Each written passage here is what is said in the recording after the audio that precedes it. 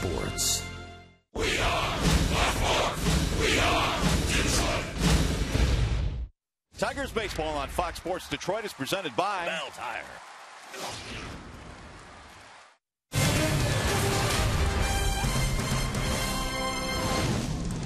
Earlier today, David Price had spent his first day in the Motor City. He met with the media this afternoon. He threw his first bullpen at Comerica Park, and he spent some time with his new teammates as well. It is Fiesta Tigres night tonight here at the ballpark. Welcome to Comerica Game 2, featuring the Colorado Rockies and the Detroit Tigers. Hi again, everyone. Welcome to Tigers Baseball. Mario and Pemba alongside Rod Allen. Glad to have you with us here for the middle game of the series. Well, he's officially here. Rod, David Price and his era begins now with the Detroit Tigers. Exciting to see him earlier today. I got to the ballpark very early today. I don't usually get here at 2:30, but that's the time that he spoke today, and I was very encouraged with what he had to say. He's a winner. He's been on a real good team down in Tampa. They won a lot of games while he was there. But he's looking forward to helping the Tigers take that next step. I can't wait to see him on the mound. All right, we turn our attention to tonight's ball game. Rick Porcello, 12 wins already this season. What a year it's been for him. Well, he throws a lot of ground balls. I mean, that's his MO. Every time Rick goes out there, he's a double play waiting to happen. As you see, the amount of double plays he's thrown per 9 innings this year, nearly 2 per game. Average nearly 2 ground balls for every fly ball since coming to the big leagues. He also changes eye levels with the fastball these days. The changeup and the breaking ball are much improved.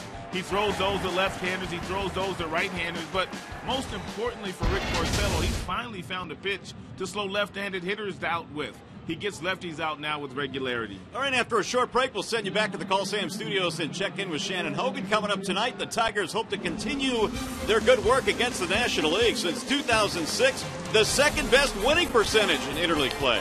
Tigers, Rockies, Game 2, next.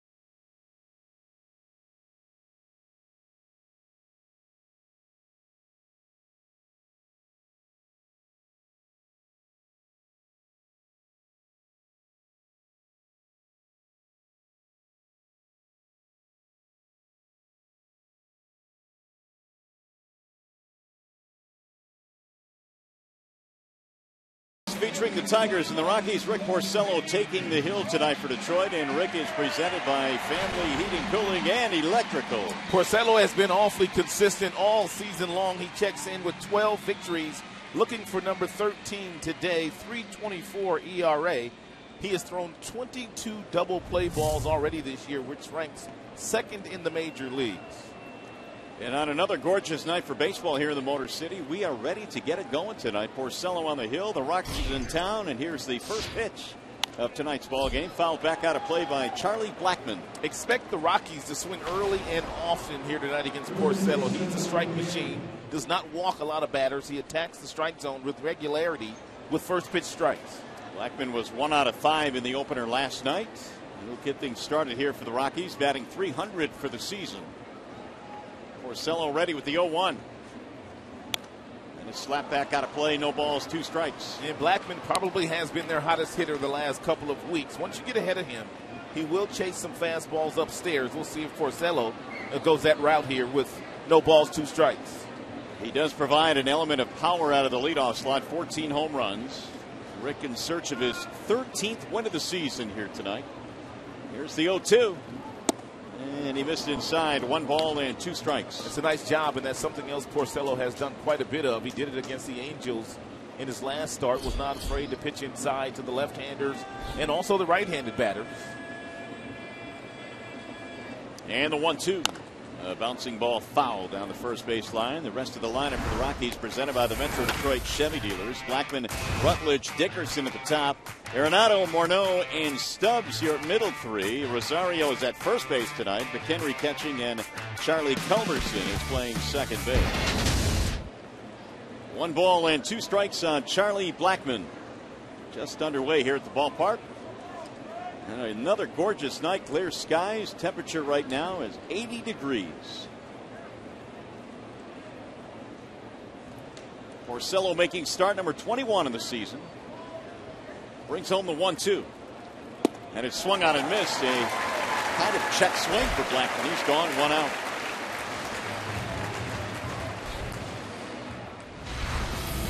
Let's take a look at the starting defense for the Detroit Tigers this evening. They've got J.D. Martinez, Davis, Hunter in the outfield, Suarez, Kinsler up the middle, Castellanos and Miggy are on the corners, Alex Avila, he is the catcher. And Tigers have been playing some pretty good defensive baseball since July 1st. That's a calendar month. They lead the majors in fielding percentage. That's a good sign. It is indeed. Here is Josh Rutledge to stand in now. And he's batting .303 on the year. He looks at strike 1 in the outer edge. They've got a lot of guys in their batting order hitting .300 or better. But they can't pitch. They have a difficult time of pitching the baseball. Although they pitch better second half of the year, they are dead last in ERA in the National League at a .488.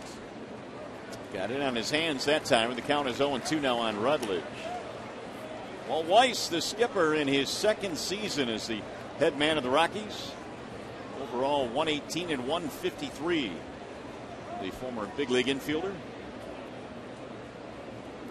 Rockies still battling some injuries. They lost another key piece last night. Carlos Gonzalez exiting, aggravating his ankle. And Porcello missed inside there, 1-2. Rick 12-5. Trails Max Scherzer as teammate for the most wins in the American League. Scherzer with 13.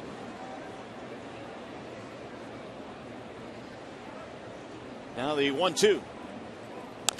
Bouncing ball left side of the infield. The shortstop Suarez, 2 gone.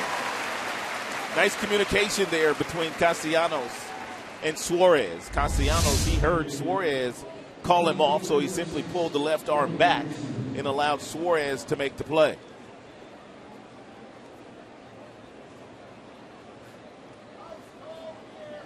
Suarez quickly planting and firing a strike to Cabrera.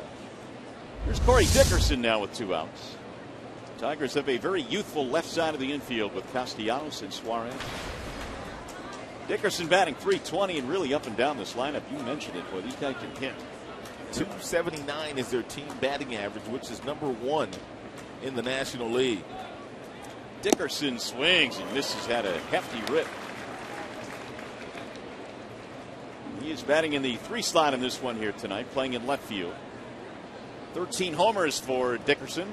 Porcello already doing what he does best, and that's throw a lot of strikes. He has thrown a total of 10 pitches, and 8 of those have hit the strike zone. The only 2 that he's missed with, he did by design. And the 0-1. Fouled back out of play, no balls and 2 strikes. Dickerson last night was 0 for 4. He bounced into a double play in the ballgame. Justin Verlander pitched well in last evening's game. Gave up a couple of runs in the 7th. That was it.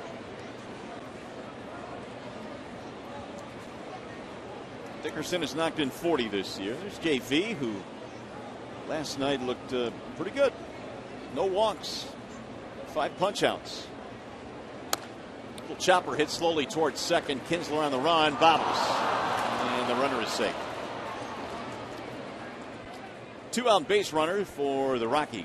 If they give Ian an error on that play, it'll only be his 3rd error of the season. And more than likely, he will get an error on that play. Yeah, I would agree. Ball wasn't hit all that hard, but certainly a clean play gets the runner. It is an error, E5, or E4, I beg your pardon, and only 3 errors now. So that's what kind of season has been defensively for Kinsler. Here is Nolan Arenado. Had a pretty good night last night, 2 out of 4, had a 2-base hit.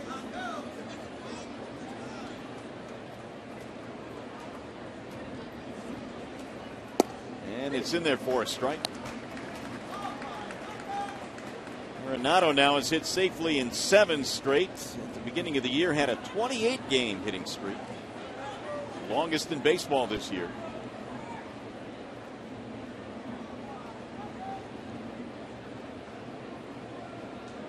A little bit of power so far this year. 9 home runs for Arenado.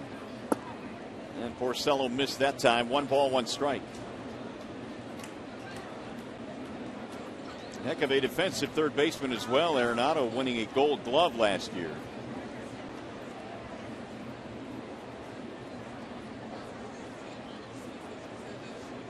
Dickerson at first base. He has stolen 8 times this season. And he'll draw a throw. You mentioned Arenado winning that Gold Glove last year, the last rookie. And to win a Gold Glove at third base, you have to go all the way back about 50 years. The last time a rookie third baseman got a Gold Glove.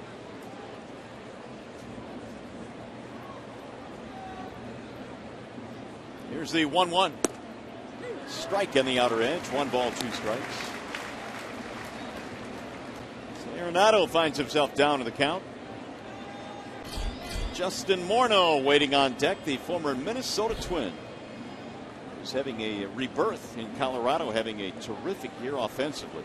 Saw him down in their clubhouse today. His body looks good, looks strong, and he was headed to the weight room. Now Rick ready with a 1-2.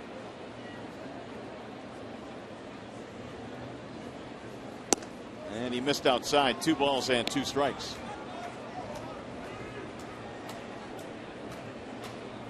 Arenado missed 37 games earlier this year with a fractured finger.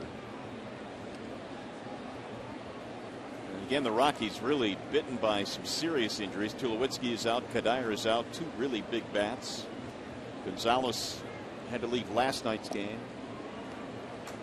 Kadire was out taking some extra batting practice today, and he was also running the bases. So he might be getting real close to going out on a rehab assignment to getting back into action. Well, they could certainly use him. 20 home runs last year, hit .331. And Rick missed it outside.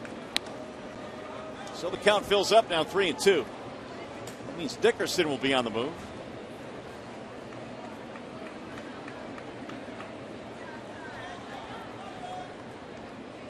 Just underway here at the ballpark. We're in the first. A 2-out error by Kinsler has given the Rockies their first runner.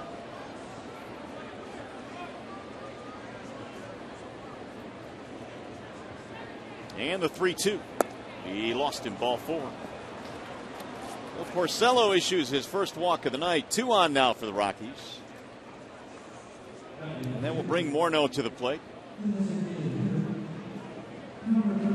Porcello really hasn't had a lot of high walk games. He had a 6-walk game earlier this year, not surprisingly against the A's because that's what they do. But really in his recent starts, not too many base on balls. Usually 2 or fewer. And for Porcello in any game that he goes out there and toes the rubber. And for the Tigers, he's got outstanding control. In fact, he hadn't walked a batter in each of his last 2 starts. Here's Morneau. And he looks at strike 1. Which is odd because Morneau likes to swing at that first pitch, but he didn't feel that one was a strike. Having a conversation with Bob Davidson, who is the home plate umpire this evening. He thought maybe Porcello and got too much of the benefit of the doubt on that sinker that was down and away from Justin.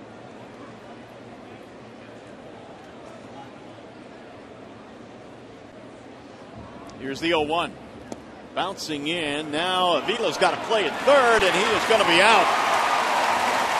Dickerson tried to move up on a ball in the dirt, and he's cut down by Alex Avila. And that'll end the inning. No runs, an error, a walk. 1 man left.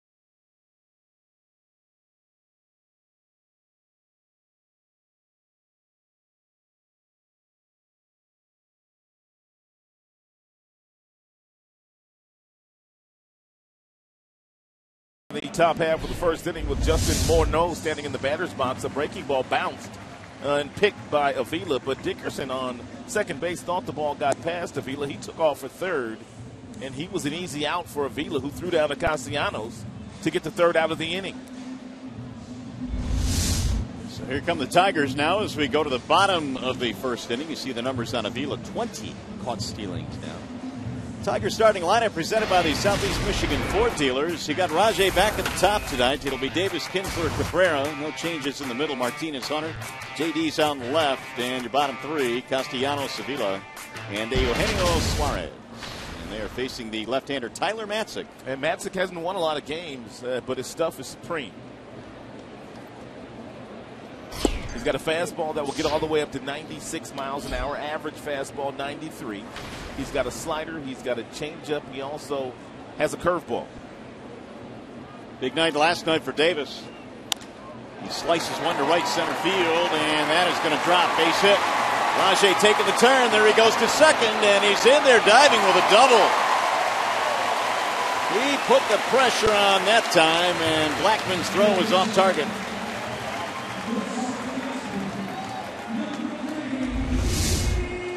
The way that you get doubles on balls that aren't necessarily doubles is you have to be thinking that way once you get out of the batter's box. And Rajay Davis, with his speed, got down the line. He made a huge turn, and then he noticed that Blackman was still running when he got the ball in his hand, able to stretch that single into a double.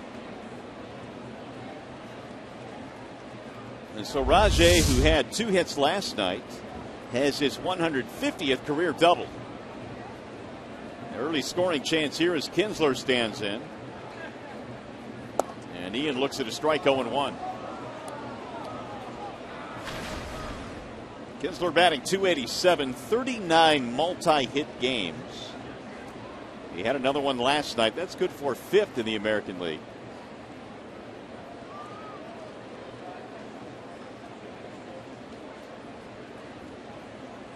Matzik ready with the 0-1. Checked it low. 1 ball and 1 strike. Kinsler 57 driven in. It was an all-star first half this year for Ian. There was some thought with Jackson being traded that Kinsler might go back up to the leadoff slot, but Davis in his first 2 games at least in that spot has done some nice work.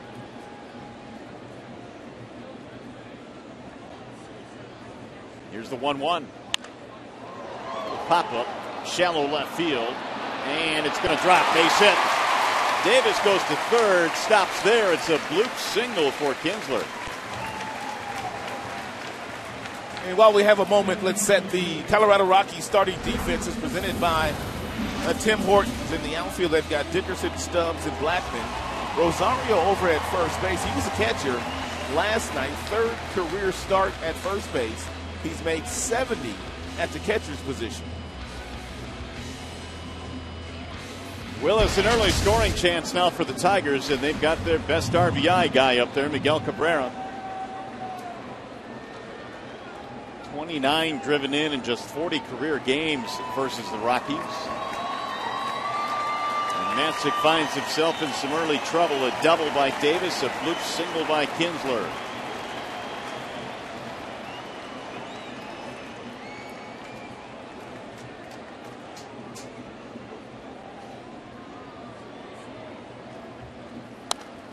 Fouled back out of play, 0-1. Tigers have been seeing a lot of left-handed starters lately. They saw a couple in that series out in Anaheim. They also saw a couple in the White Sox series, and the first 2 starters of this series left-handed. As a matter of fact, the Colorado Rockies have gone 18 straight starts, only starting a left-handed pitcher. Wow. Think about that. That's nearly 3 weeks. Right. 0-1 on Cabrera. Missing inside. 1 ball, 1 strike. Tigers as a club bat .285 versus lefties. A bunch of Cabrera fans in the stands here tonight wearing his jersey. I'm sure we'll see a lot of Pudge Rodriguez jerseys tonight as well. They're honoring Pudge here this evening. Fiesta Tigres night at Comerica. Nice ceremony before the game. Pudge addressing the crowd. Here's the 1-1. Fouled away. 1-2 now on Miguel. He's been one of the best in the American League at driving in runs, hence the 81 RBIs this year. Cabrera, 357 this season with men in scoring position. Really, the first 2 months of the season, he was at about 400 in that category.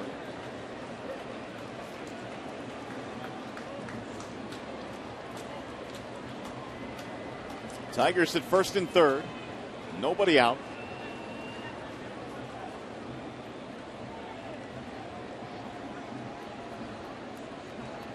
And the 1-2. Bouncing ball to second. That should be a double play. 4, 6, and 3. And a run will score. No RBI for Miguel. Davis comes in. It's 1-0 Detroit. So Matzik certainly will take that double play ball and give up the run. We'll bring up Victor Martinez.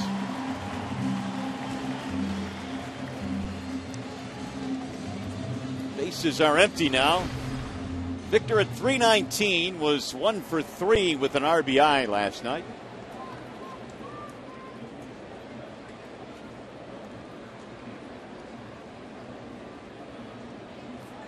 He has hit 21 home runs this year. And he takes a strike, 0-1.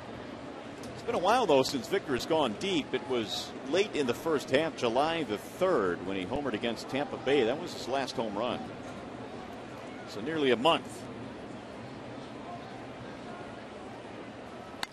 And he'll rip that one to third, but it's caught by Arenado to end the inning. Tigers get a run, and we'll go to the second.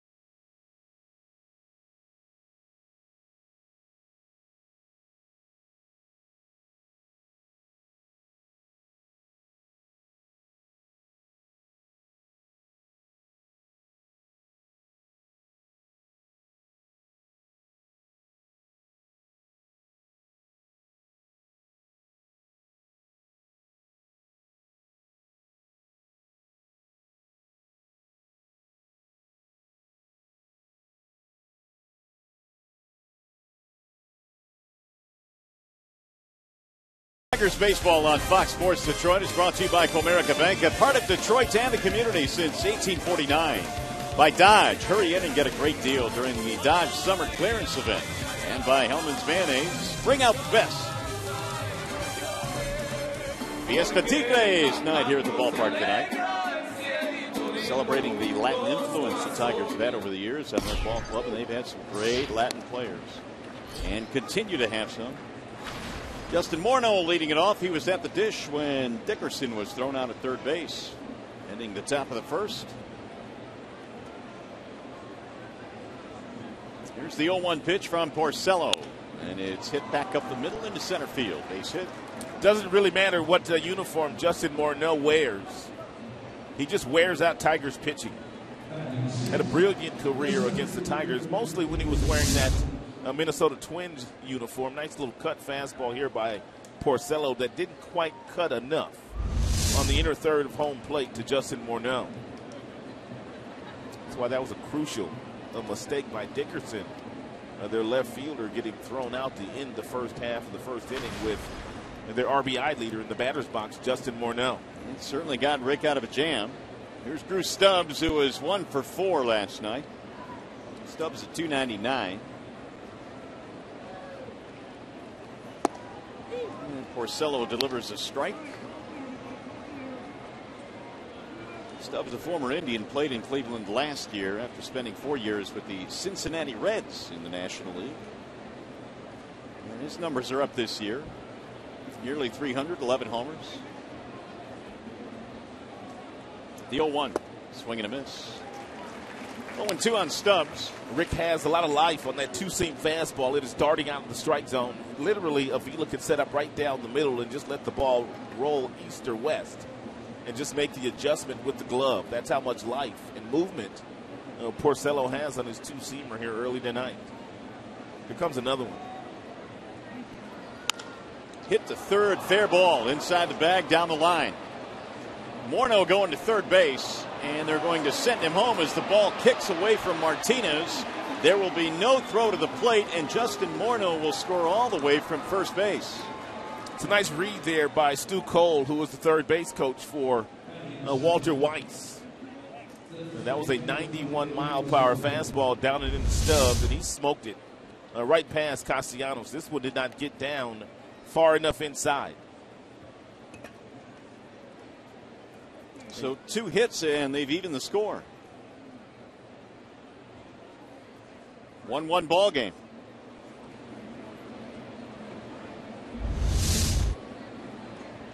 30th RBI of the season for Stubbs. He's at second base, and here is Willeen Rosario.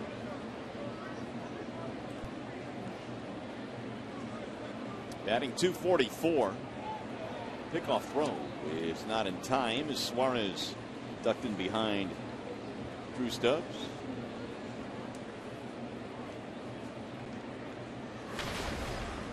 A couple of hits last night for Rosario. Knocked in a run. He has knocked in 37 this season. Drew Stubbs, who is standing out at second base, has stolen third base 21 of 26 times in his major league career. Therefore, Porcello wants to keep a close eye on him.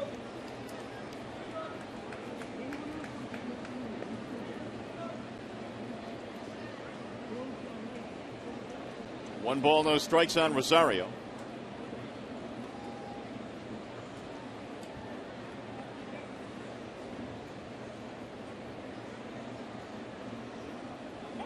And time called now as Porcello takes too long.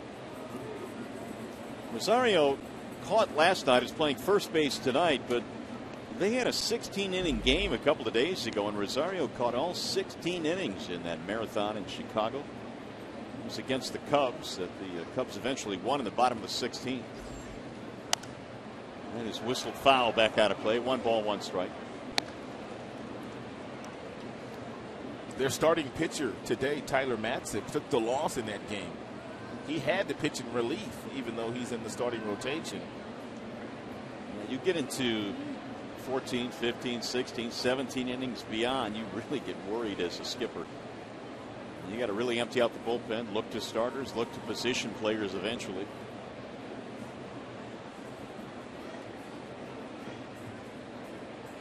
Here's the 1-1. Fly ball, center field. Rajay Davis has it measured. Stubbs tagging. He's coming to third base. Rajay's throw is late. Fly ball moves him up. Here are our predictions for tonight's Fox Sports Detroit Tigers player of the game, presented by McDonald's new triple cheeseburger for just $2. I'm going to go with Rick tonight. Hey, you said Victor Martinez. It's been a while since he's hit a home run. I got him hitting a home run here today. Okay. John Keating has Eugenio Suarez.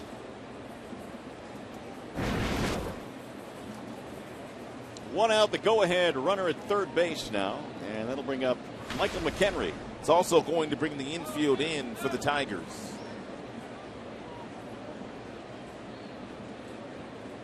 There they are. Drew Stubbs has great speed at third base, so he may just be coming on contact. He has that kind of speed. They might try to steal a run. 0-1 on McHenry. The fly ball by Rosario deep enough to advance the runner, which has forced the Tigers to pull the infield in here. McHenry batting .350, couple of homers this season. Last 3 seasons with the Pirates in Pittsburgh. Ball inside, 1-1.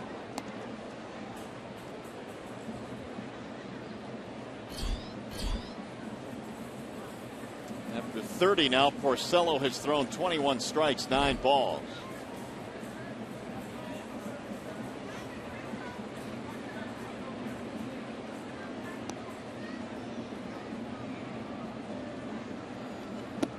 High, ball 2.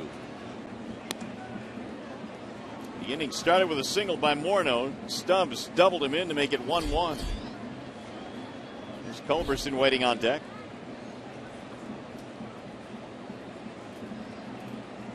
Before coming to Detroit, the Rockies had a 4-game series in Chicago. They lost 3 of them. And then, of course, losing here last night, the Tigers win game 1. Swing and a miss. 2-2.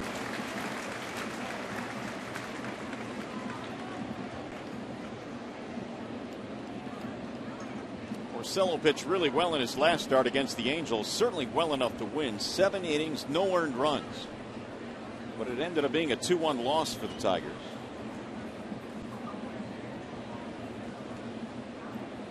And Rick received a no decision. He thought about going after it, would not do so, and now the count is full at 3-2.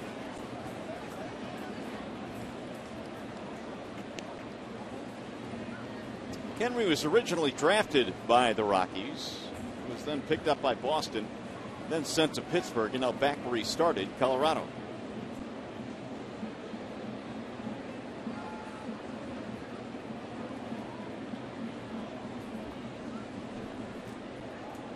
And the 3-2. Get back into the seats real quick like. Oh, did he make that barehanded? No way. That thing was hit way too hard.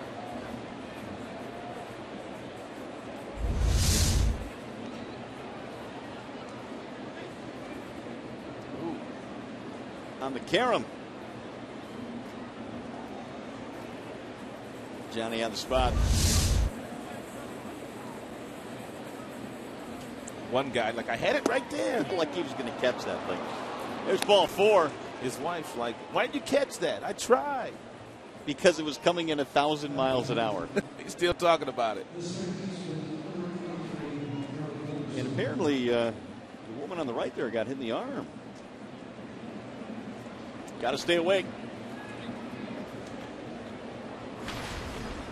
So with 2 on now, runners at first and third. Here is Charlie Culberson.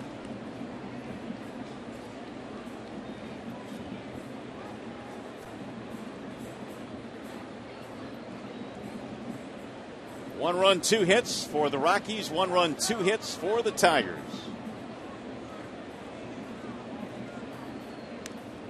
Culberson batting just 177.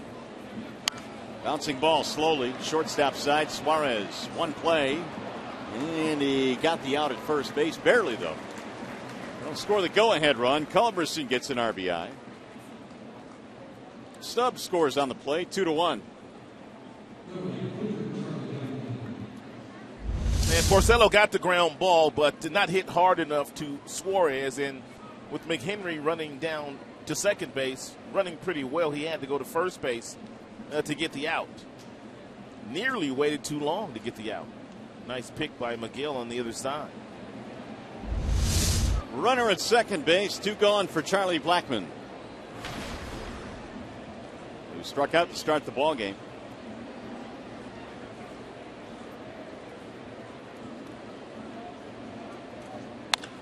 High fly ball.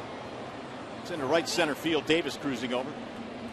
And Rajay hauls it in to retire the side. But the Rockies go ahead, and we go to the bottom of the second. 2-1 Colorado.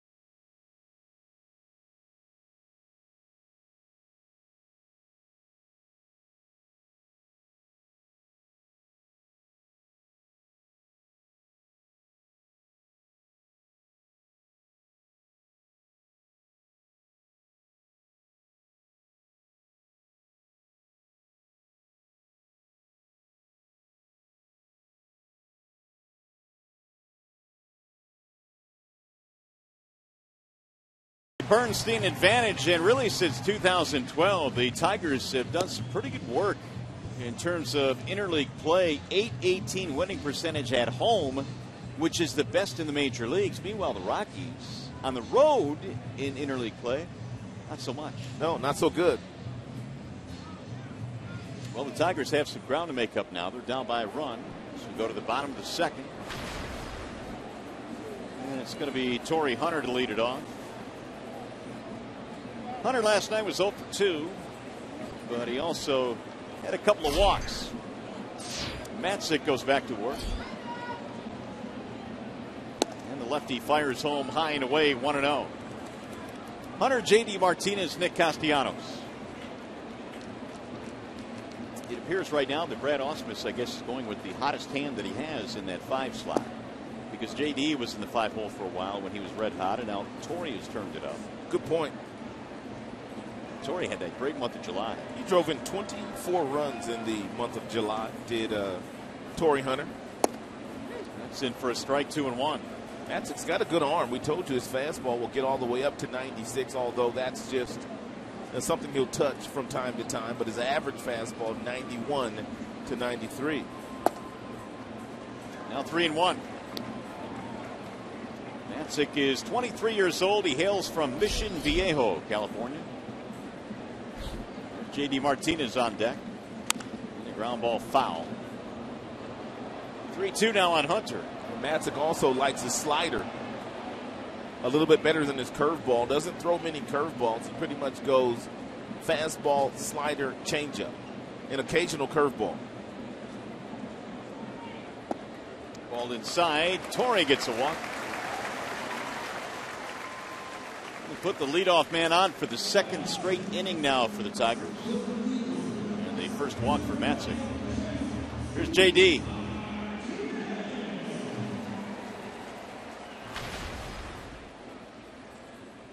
.322 average. J.D. last night was 0 for 2, but he also had a couple of walks.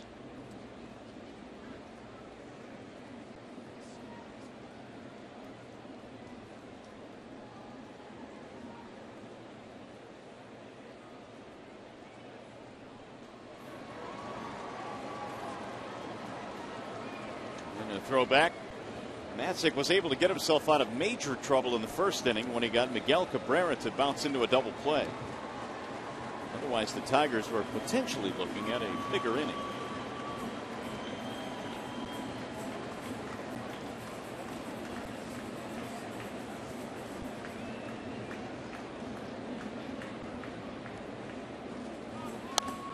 Fouled back out of play, 0-1.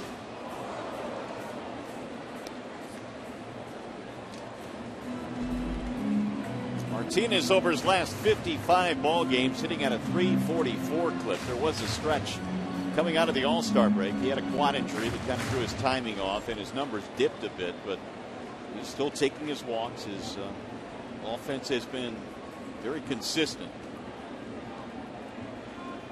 Ground ball left side. Diving stop. Arenado throws to second. One. Oh, did he hold on? Yep, they're going to call him out. Hunter with a hard slide at second base. Flipped him.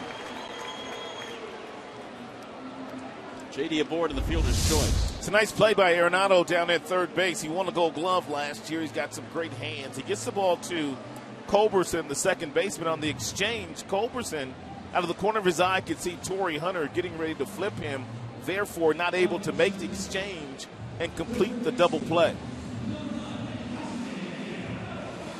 It's a nice, clean, hard slide by the veteran Torrey Hunter.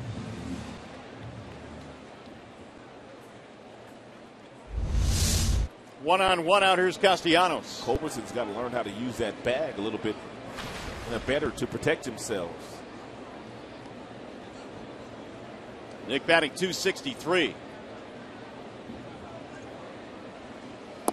Swing and a miss, 0-1. Castellanos last night was 0 for 4 in the opener. Navigating his way through his first major league season, first full major league season. The Tigers called him up last year in the month of September.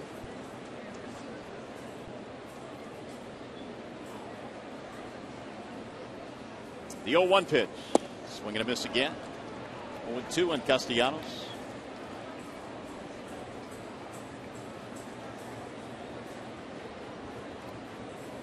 Right now, Nick is fourth among American League rookies with 88 hits this year.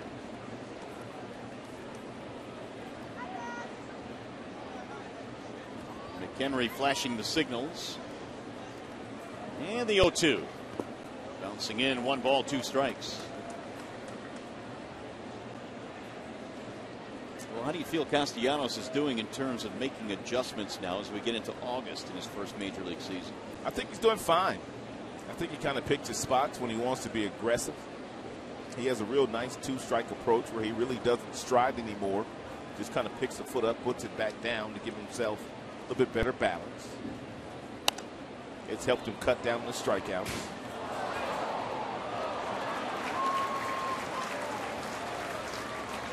Here's this 2-strike approach by Castellanos. Not in much of a hurry. Make sure that he gets something that he can handle. That ball may have been a tick outside, but yet you don't know what the home plate umpire is going to call a strike. Therefore, you just spoil the pitch. You hope Matzik makes a mistake with the 1-2 pitch. Here's where Nick lands among all the American League rookies. Yeah, it's a bad year to be a rookie in the American League. Yes, it is. With Jose Abreu and all the damage he's done. About the only thing you'll be able to do is finish second. Yeah. In a lot of those categories. You know, Abreu's had a monster year. There's Avila waiting on deck. Tigers down 2-1. We're playing in the bottom of the second.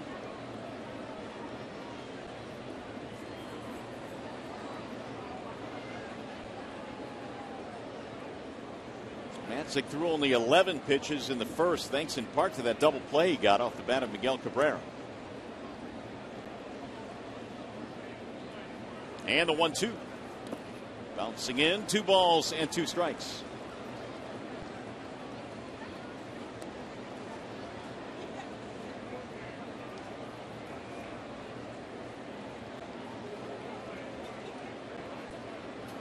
Matzik, a former #1 pick. In fact, he was 11th overall in the 2009 draft.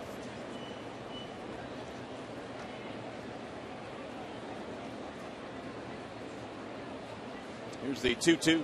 Runner going, swing and a miss. No throw by McHenry, who apparently has hurt himself a little bit. He's holding his back. He was cranked up like he wanted to let go of it. Now he appears to be hurt. He tweaked something.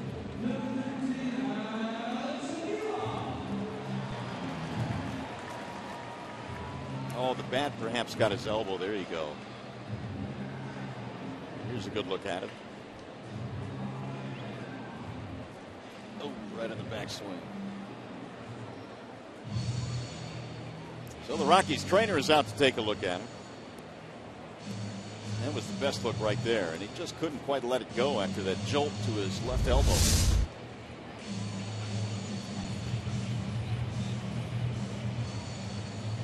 So that'll leave Martinez at second now with 2 outs and give Avila a chance, but not before they tend to Michael McHenry.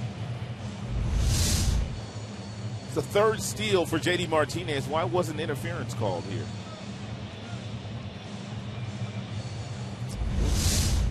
He was right in front of him, wasn't he?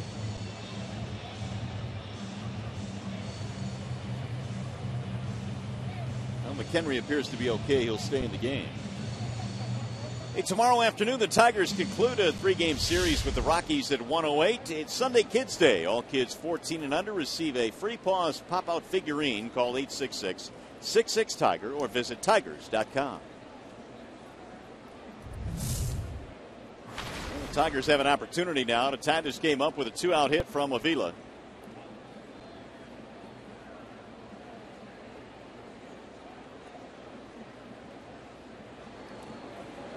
Seven homers this year for Avila. He has knocked in 27. Lefty-lefty matchup here in the second. 2-1 ball game.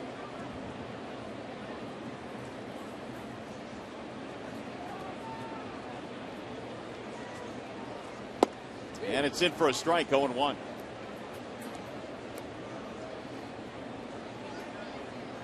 Holiday started the ball game last night. He caught Justin Verlander in the opener, and Avila is back in there tonight.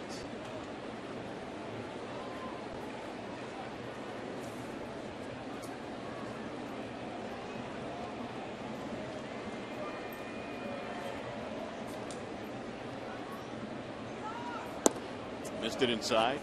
It's not like you can wait to find a right-hander for Avila because, as you mentioned, they're all lefties in this series for the Rockies. That's right. So we got last night off. 1-1 on Alex.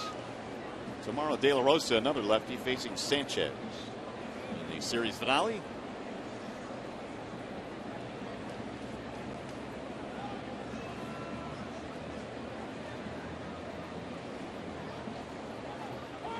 And time call now as he was about to and continued to bring it home. That's no pitch. Matzik probably did the right thing there and just threw it home.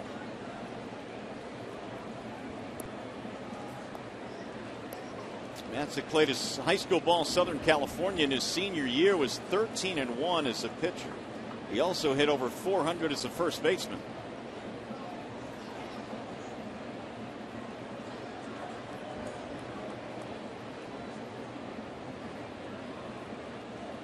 Here's the 1-1. Avila takes outside. 2 balls and 1 strike.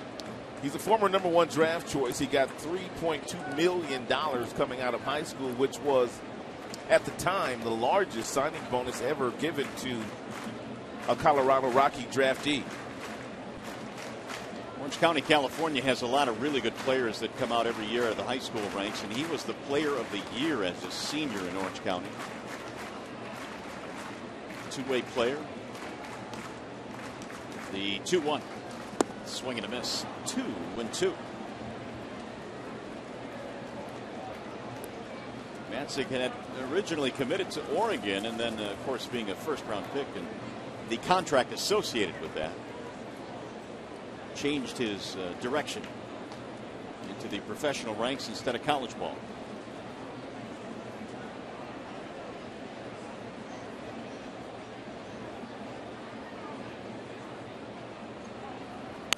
Avila loops one down the left field line, foul. And that 09 draft was a really good one. Quite a few players that have accomplished a little bit. Strasburg. That Trout guy's pretty good. He is pretty good. Jacob Turner was the Tigers' first-round selection that year. Dustin Ackley out of North Carolina was 2nd overall. Matzik 11th.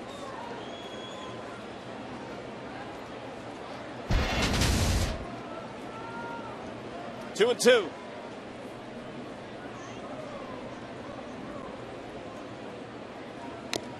Fouled away, and the count stays even at 2s. Tigers got a run in the first inning.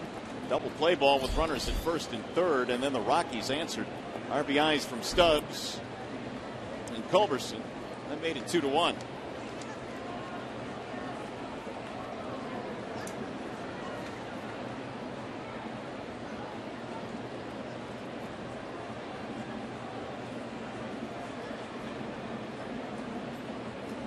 And again, Matzik ready with the 2-2.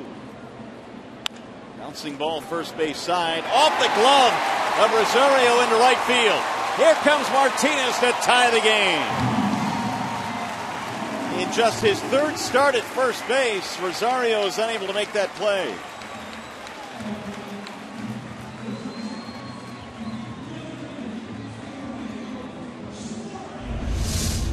And Justin Morneau, their everyday first baseman, is the designated hitter here today, and he would have been better served had he allowed the second baseman, Culberson, to make the play and get the ball to the pitcher, Matzik. He got caught in no man's land in Rosario and didn't make the play. Morneau, who is DHing tonight, that has ruled a base hit, which means an RBI for Alex Avila. 2-2 ball game. Here's Suarez. It was pretty good at bat by Alex. It really was.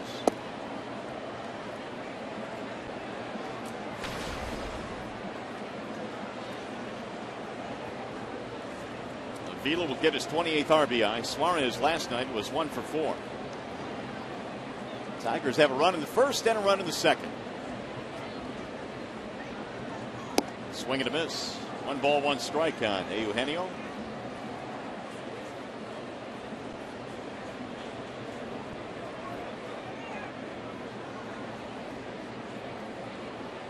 This will be the 25th pitch of this inning alone now for Matzik.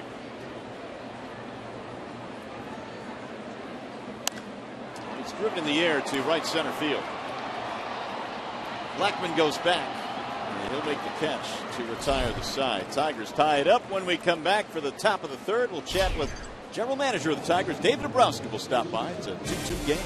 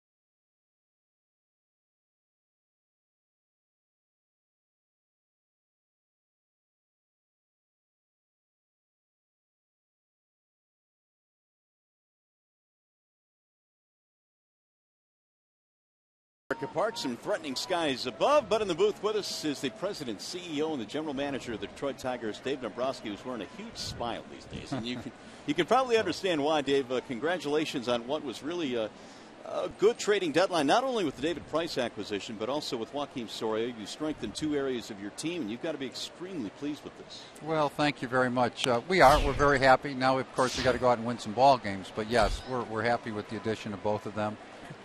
David Price is about as good a starting pitcher as there is in the game, and Soria, although I know he has not pitched up to his capabilities so far, I think he threw the ball better last time, that they really give us a shot in the arm and will help our ball club.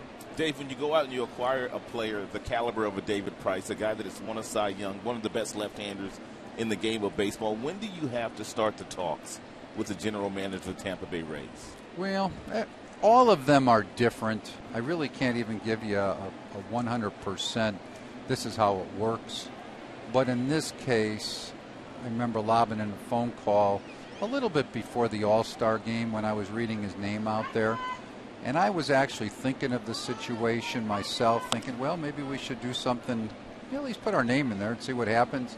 And it was funny because Mike Russell, one of our scouts, all of a sudden called me the next day and he said, Dave, I was just thinking maybe we should think about David Price. I know we've been talking about a reliever.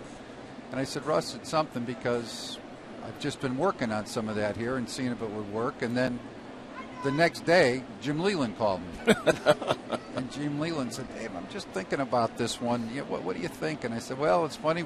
Mike Russell and I both have talked about it. And then I lobbed a call into Andrew, and he said they thought they were going to move him. It was a situation that they hadn't made a definitive decision at that point. Talked a little bit about some players in our organization that he liked, but just in general. And then all of a sudden, we touched base maybe one more time before the break. He said, Dave, we're going to meet on Monday after the All-Star game, the All-Star break that Monday there. And he said, we're going to make a decision on what we're going to do, and I'll get back to you. And he called me, but at that point, we didn't really engage in any serious conversations, and it was more, I think they were winning so much at that point. I didn't know what they were going to do. And figured that we had some preliminary discussions. And Andrew's a very dependable guy. When he says, hey, I'll get back to you before I do anything, you don't want to be over-aggressive either at that point, because I didn't know where it stood. And then he got back to me really just the day before, as I had mentioned, the night before, and said, hey, you got 5 minutes. I looked at my text after our conversations the other day, And I was driving home. We were right near the end of the game. And he says, "You got 5 minutes? Can I call you in 5 minutes?" And I said, "How about if I call you? It looks like our game's just getting ready to end." That was the game on Tuesday night that we ended up winning with Max pitching. And I said, "Well, let me be in a position where we talked, went on the way home at that point, and had a lengthy conversation." Well, it's amazing how things can come together. And really, Dave, this time of the year, heading up to the trading deadline, has become your time of the year because you've made some great trades recently. Fister, the Sanchez deal, the Johnny Peralta deal, which kind of flies under the radar a little bit. But I would think you have to, as a general manager, have a certain amount of tenacity this time of the year to try and get these things done and really to initiate some conversations. Well, it's an interesting time period. There's no question. And it's a fun time period in a lot of ways because you're trying to get your club better. And when you make the type of deals we're talking about, it normally means you're in a pennant race, right, which is what you want to do. But it's also a situation where I tip my cap because our scout, Scott Reed, our vice president of player personnel, he coordinates our scouts' location at that time. We spend a lot of time visiting on who we should focus on. Sometimes scouts are normally in that area anyway, so that just is their normal coverage. But sometimes we fly people around specifically at that time. We try to focus on what positions we're looking. We have constant conversations with our scouts. We're getting daily reports on how they're pitching because you never can tell when something happens at a particular time. Or somebody doesn't throw well all of a sudden. It throws a red flag. And it could just be one outing. So if you watch the guy pitch 3 straight times and then all of a sudden he goes out there and his velocity's 4 miles per hour short, you're scratching your head and you're saying, well, what's going on here? So there's a lot that's involved. You need to pull the trigger. Mr. Illich, of course, is always tremendous because all of this we always run by him and keep him up to date on what's taking place. And I do tip my cap because our scouts are well prepared as a scout and trying to make all this work. Dave, when you woke up on Thursday morning, I'm sure you heard about, obviously, the Oakland Athletics acquiring John Lester from the Boston Red Sox. In return, they had to give up Yoenis Cespedes at that point in time because you are already possibly in contact with Andrew in Tampa. Did you know you were going to have to give up a couple of big league players to acquire somebody like David Price? Yes, I did. I mean, at that point, and I knew there were 3 clubs involved. We had talked about, we didn't have exactly what they were looking for. They wanted that extra young infielder like that was ready to play right now. They liked Franklin a lot from Seattle, so we didn't have that direct piece right there. So it was a situation where I knew that we were going to have to give that up. We had progressed enough in that conversation the night before, but we had always been talking because we had some conversations even with Seattle directly, and we were trying to get a potential match with a relief pitcher over there.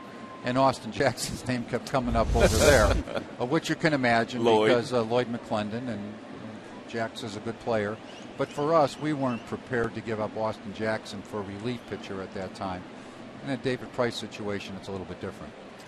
It is a 2-2 ball game here. The Tigers and the Rockies. Arenado is at the plate now with 1 on and 1 out. We are chatting with Dave Dombrowski, the president, CEO, and the general manager of the Tigers, who, of course, this time of the year is probably as busy as it can possibly be. And Dave, talk about the 2 guys at the big league level that you had to give up. Drew Smyly, obviously someone you thought very highly of. Austin Jackson had a lot of really good years here and did some really nice things for your ball club, especially, part of a team that went to the playoffs and won 3 division championships. It had to be hard to say goodbye to those guys. Well, it was hard. First of all, it was hard to trade them because we like them both.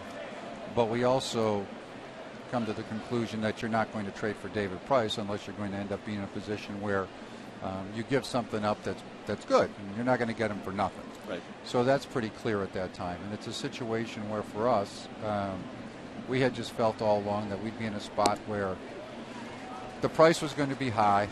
Smyly, the way I looked at it, we knew he was going to keep getting better. We looked at him as somebody in our rotation for years to come. We also thought he would slide into the bullpen when we got to the postseason. But if you looked at Price for Smyly, there was no question that everybody would say, well, you're getting a better big league pitcher in this point at David Price. And our goals are to try to win championships at this time. It's a good throw down to second base, and it's in time to nail the runner. Rutledge thrown out. A BB by Avila. See if the Rockies want a challenge here. A real nice footwork here by Avila. Nice exchange. Nice throw down to second base. Tag applied. And by Ian Kinsler. Looks like Walter White's going to come out and possibly challenge this one. Dave, question about the bullpen. Obviously, when you have the kind of starters that you have now, do you feel like because the starters can go 7 and on many days go 8, that some of the issues they've had in the bullpen are not necessarily issues any longer? Well, I'd answer that question yes and no. I mean, when your starters go 7 innings on a consistent basis, it eliminates a lot of your problems with your bullpen. Most clubs, including ours, your big susceptible spot is your mid-relief. There's a bouncer to third base. Looks like this will end the inning. Dave, I want to thank you. I know you're a busy man. Thank you very much. Good job. Thank you. Congratulations. Thank you. Congratulations. Thanks for having me. 2-2 ball game. Tigers and Rockies here.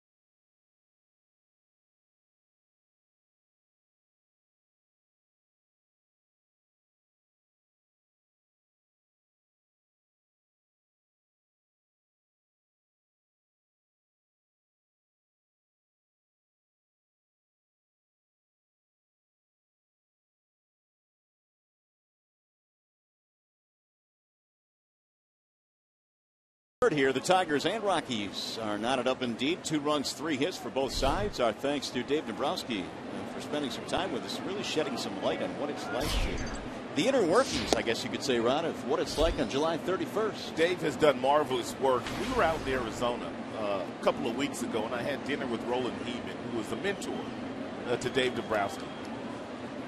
And funny how we were talking at that time, how Dave's never been afraid to pull the trigger.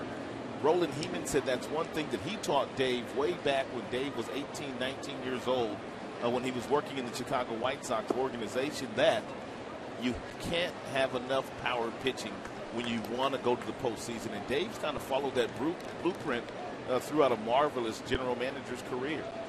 And as you say, he has not been afraid to pull the trigger. Never afraid. Rajay leads it off, taps one foul at home plate. All the deals don't work out. But when you're able to add guys like Sanchez, you're able to make deals like for Miguel Cabrera in the offseason, David Price. You're a good general manager.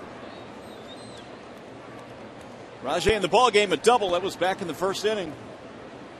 Well, Dave Dombrowski certainly has been very busy this time of the year. The past couple of years, we showed you that graphic while he was on with us and all the pickups that he has had. Kind of forget about Jose Iglesias, who is not playing this year, but certainly is going to be a key member. 2-2 on Davis. Rajay had a couple of hits last night, igniting the offense, and he has done the same again here tonight. A little chopper foul, third base side. Rajay is picking up right where Austin Jackson left off. Austin Jackson had about 15 multi-hit games in the month of July, and Rajay Davis started off the month of August with a multi-hit game. Kinsler, then Cabrera to follow. And a ball low.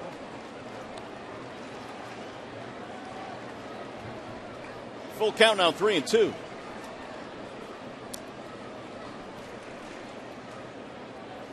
There's the chopper back up the middle. Here's the shortstop Rutledge, and his throw in time. He was able to hold on to the bag at first. William Rosario was. Yeah, Rosario is not a first baseman by trade. Therefore, he doesn't necessarily have the footwork down over there. He went out to stride a little bit too soon here instead of just waiting to see which direction the ball would take him. And therefore, he had to fall down to make the play. First base is not an easy position to play.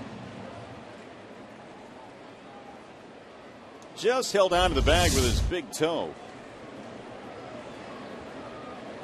Kinsler is up there now with the bases empty.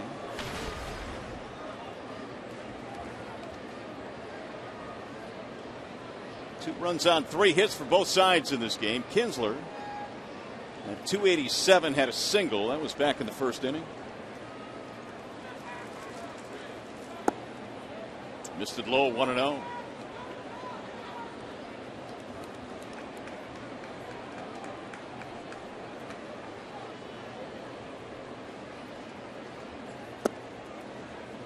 Two and 0 the count.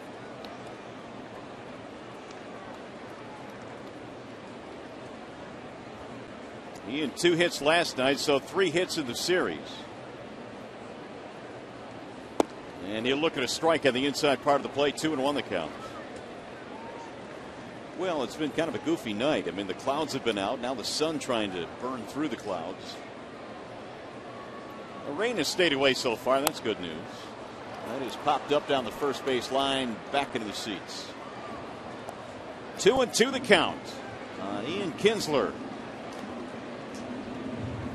One more between these two teams tomorrow, and then it's on the road. The Tigers have a long trip coming up. They've got the Yankees.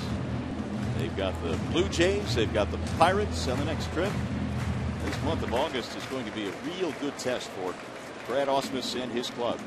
They play much better on the road than they do at home for whatever reason. Pulled the third foul. And that'd be nice to see them pick it up. Last couple of months right here at Comerica Park, a place where they've always played really good baseball. 31-20 on the road this year for the ball club. And they came in tonight with a 4-game lead over KC. Matzik ready again with a 2-2. And it's in the air to right field. Straight at Blackman. Coming in now to make the catch. 2 up, 2 down. He's going to bring up Miguel Cabrera. Gorgeous view of the ballpark tonight, which once again is packed to the top. Another outstanding crowd here. Miguel hit into a double play in his first at bat. That allowed Davis to score from third base. No RBI in the play. And Miggy now batting .311. Missed it inside, 1-0.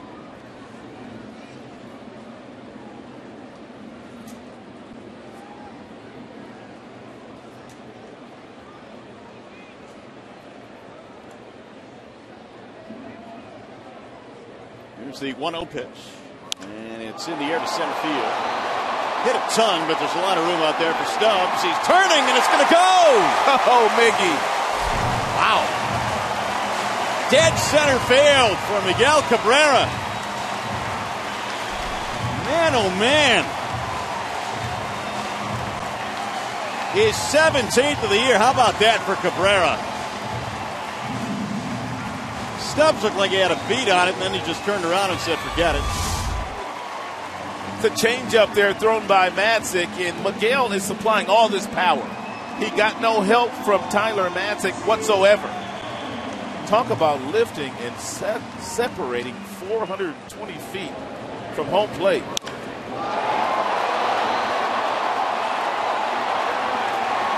Wow.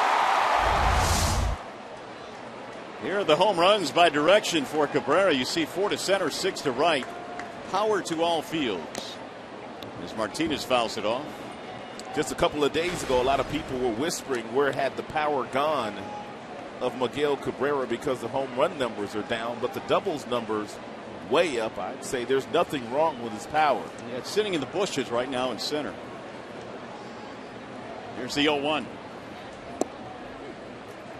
No balls, 2 strikes on Victor Martinez. How many times do you see a center fielder turn and run after a ball in straightaway center field and then pull up and give up on it because the ball is traveling over his head so far? You don't see it very often. Martinez hammers one foul back out of play. That may be the only 3rd home run hit straightaway center field this year. Jose Abreu hit a couple of out there in the first month of the season. Well, it is Fiesta Tigres night here at the ballpark. You might as well have Cabrera go deep.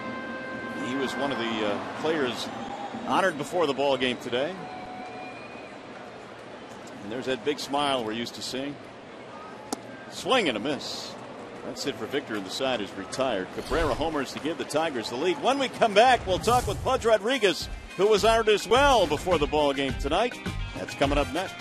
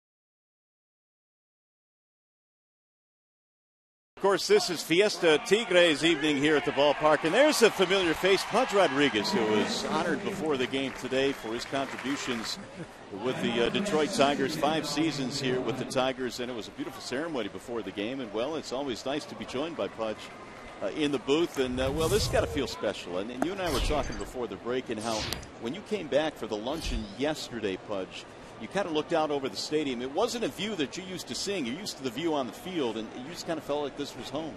Yeah, absolutely. And good to see you guys. I see you guys, what was it, 3 weeks ago? In Texas. Yeah. In Texas, yeah. And it was nice to be back here. You know, it was a good couple of days, starting yesterday. I came in town, 3 days ago, and I told my wife, Patricia, I said, it's good to be back. To a place that I lived for 5 years and I played for 5 years, and I can't wait to be at the park. And basically yesterday was a very good day. I did a few Q&As and at the Tigers area right here with some people, and then with the fans, and be able to see the park. And it's like you say, I used to be down there, right. but being in this side of baseball right now, seeing the field is kind of like a beautiful ballpark. It's like, the fans are, full house every night, and it's nice to see that. What does it mean to you when you hear a lot of people, and I heard David Dombrowski say it as much yesterday, when you decided to come here as a free agent in 2004, you really changed the culture of baseball here once again. What does it mean to you to hear them talk about how you changed the culture here? Well, after that triple, it just happened right now. Nice play-by-play.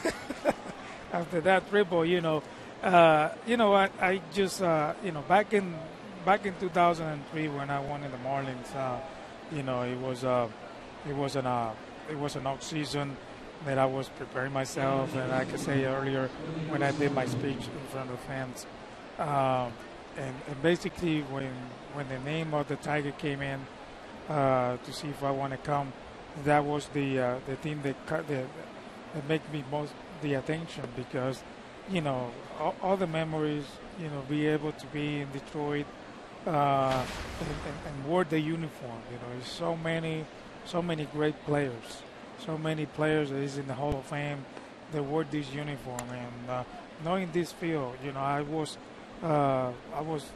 you know, able to play in the old ballpark across the street for a few years, and the atmosphere with the, you know, from the fans that support the team day in and day out. You know, I told my agent that was one of the things that I wanna be in, and you know, I have some couple of things going on, you know, with the media in Miami, Puerto Rico. I say, you know, why you are going to Detroit? You know, you just won the World Series, and they have a bad season the same year that you won. And I say, well, it only takes one player to come in town and open the doors to other players, and basically that's what I did. And look what you guys see right there today in the field. You see, you know, 40,000 plus fans, brand new stadium, and I'm glad to be part of this organization. All right, now before the game, you had an opportunity to throw out the first pitch, but you had a little bit of a different angle on throwing out that first pitch. We've got some video here, but what led you to this? Well, you guys know I'm not a pitcher. You can still play too. You look like you can still play. I'm not a pitcher. You know, I love to throw the ball to bases, and one of the best bases to throw the ball for me was the second base, and I did it. I did it a little high. I threw that ball a little high. But hey, what was your pop time on that? The pop time had to be about 3 or 4. Probably about 7 seconds. Wait, but I threw it in the air. You still got a little hot dog in you too. Hey, you know, I love to throw the ball to all the bases, and that was one of my favorite bases to throw the ball. You still follow the game. I mean, you're in Texas quite a bit. You do some work on the television side for Texas. Right. I mean, I know you're still very fond of the game. So, I mean, what do you think about this Tigers team that Dave Dombrowski's assembled once again this year?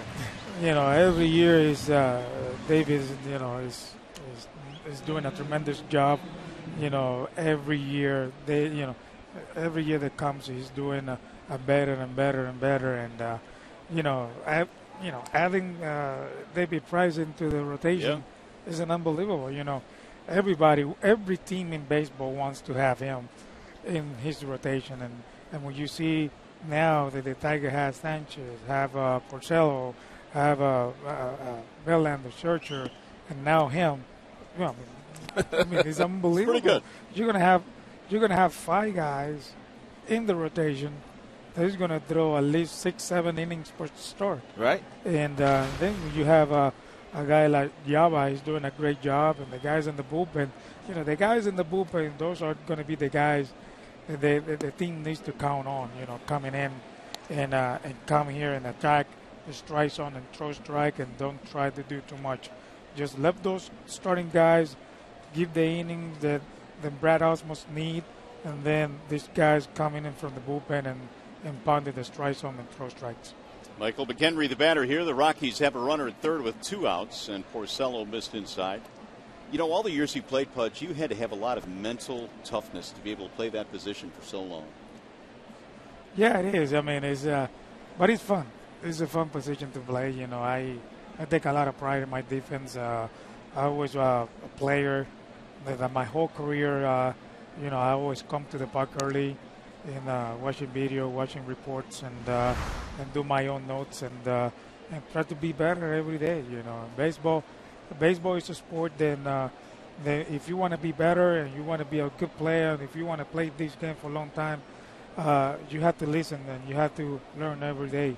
Sometimes, you know, because you learn new things every day in baseball, and that's what I did. You know, and plus, you know, I'm a player that I play the game hard, and I did my best every day in the field.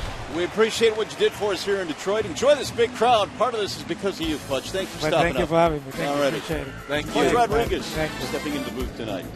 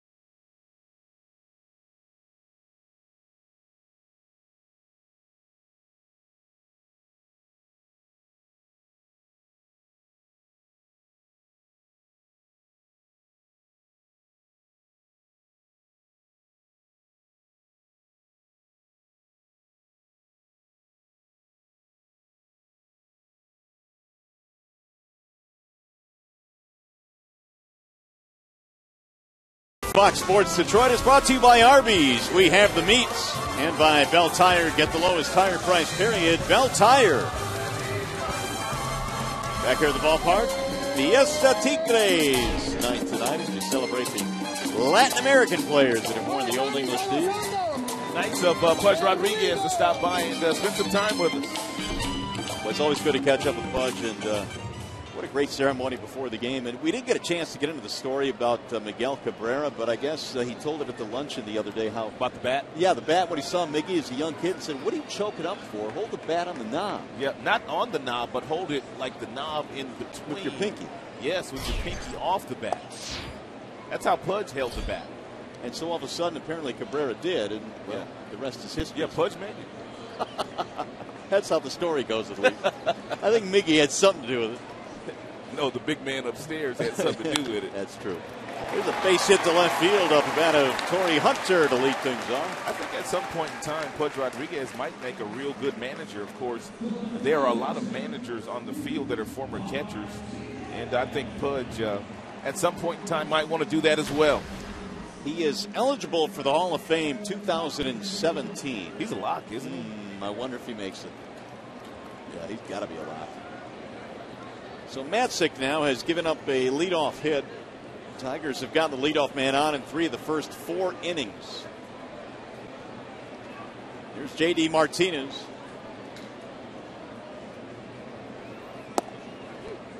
That's in there for a strike.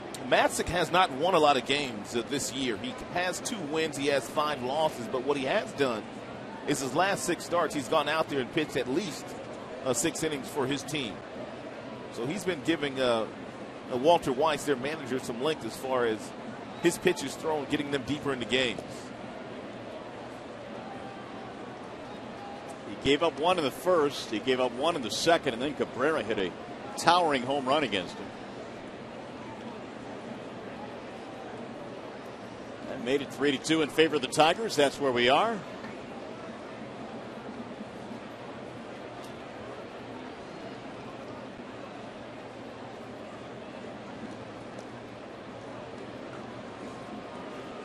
Tigers have 5 hits. Rockies have 4. We're in the bottom of the 4th tonight.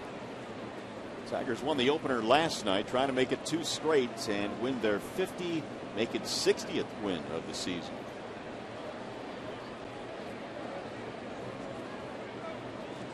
Came in at 59 and 47. Here's the 0-1. Ground ball, third base side. Arenado to second. There's one. Here's a double play. It's the second one that Matzik has had turned tonight.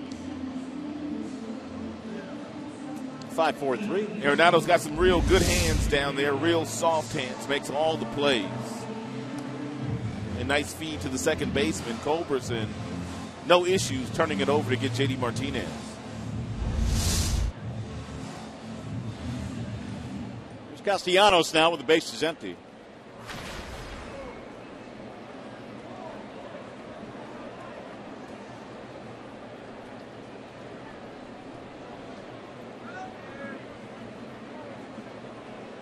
Nick struck out back in the second. Drills one to center field. Stubbs on the run, still going, not going to get it over his head. Up against the wall. This has triple written all over it. Castellanos coming to third. He is in there safely with a 3-bagger. Only the second triple of the year for Nick Castellanos. Stubbs is a good defender. He's got some really good speed in center field. He played right field mostly last year for the Cleveland Indians. The previous year, center field for the Cincinnati Reds. But he takes after this one, and he can't run it down. And he got some tremendous speed out in center field. 2-out scoring chance now for the Tigers. Tigers have had a double, a homer, and a triple already in this game off Matzik. Here's Avila, who knocked in a run with a base hit off the glove of the first baseman Rosario. He's back in the second.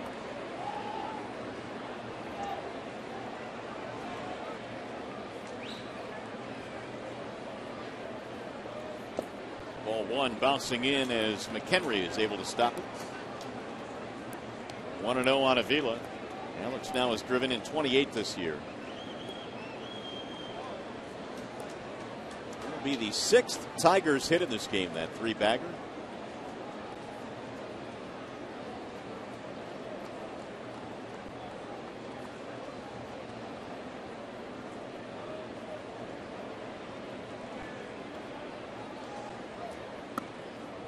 Two and 0.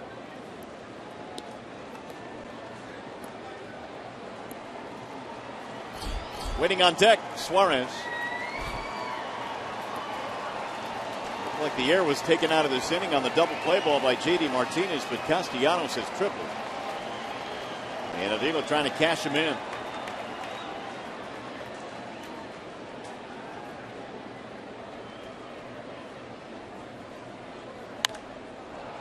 We'll get back out of play down the left field line.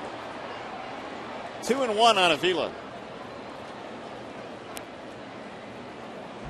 Look at Matzek's numbers. We talk about how he was a high draft choice, a really highly regarded prospect.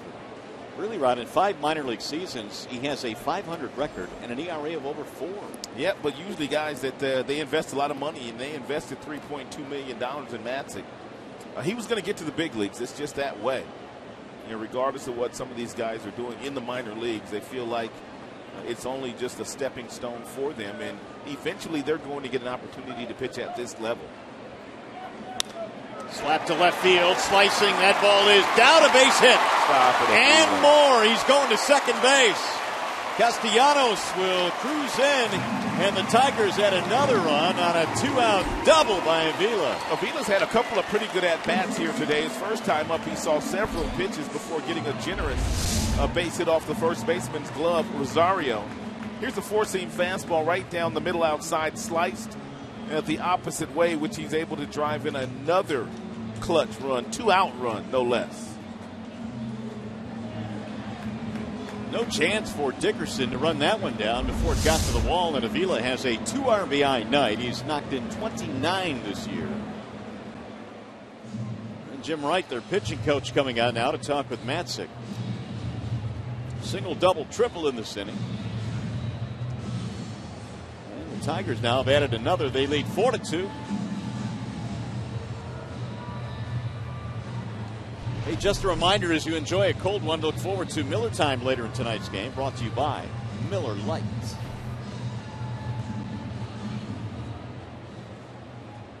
Castellanos a triple, Avila a double, and now we'll see if Suarez can cash in another. 344 this year with men in scoring position. Flight out to right field his first time up. And he shoots one back up the middle into center. Here comes Avila rounding third. They're going to send him home. The throw is cut off. Throwback to first, not in time. Single RBI for Suarez. That's his 13th RBI. Tigers have been very aggressive on first pitches thrown by Matson. That's a single right back through the box. Avila able to score without a play. So the double play did little to stop the momentum of the Tigers. And in this inning alone, they have 4 hits. 5-2 ball game. Here's Rajai Davis.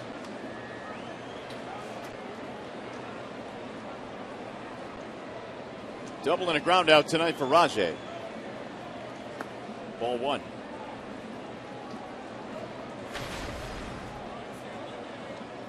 Tigers now have 5 runs on 8 hits. They've scored in every inning so far.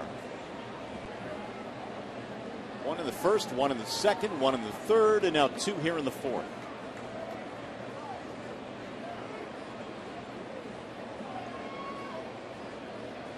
Here's the 1-0. Into right field, sinking, and caught on the run by Blackman. Inning is over, but a good inning for the Tigers. They had 2 more runs, and we go to the 5th.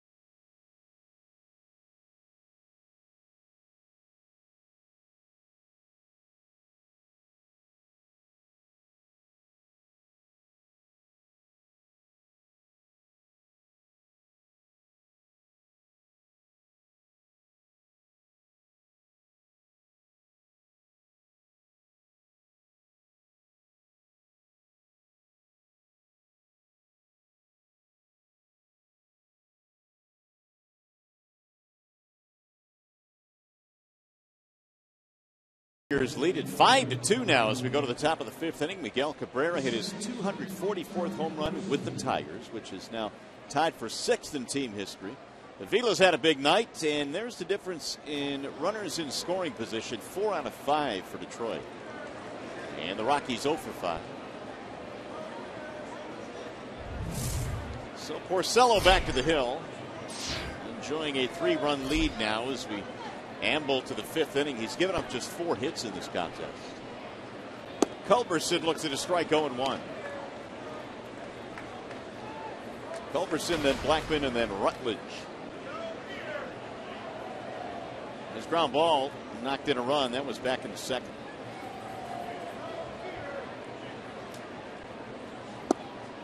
In there again. 0-2 as Culberson spins out of the box. Rick has 4 strikeouts tonight. Picked up 2 in the 4th. Did a great job. He gave up a 1-out triple, then struck out Rosario, struck out McHenry. And he just missed catching the outside corner there. 1-2 the count.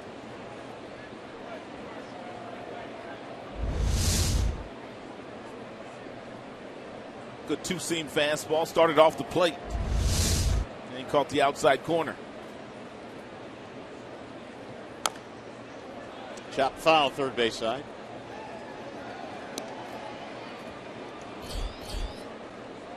Rockies got their only 2 runs in the 2nd.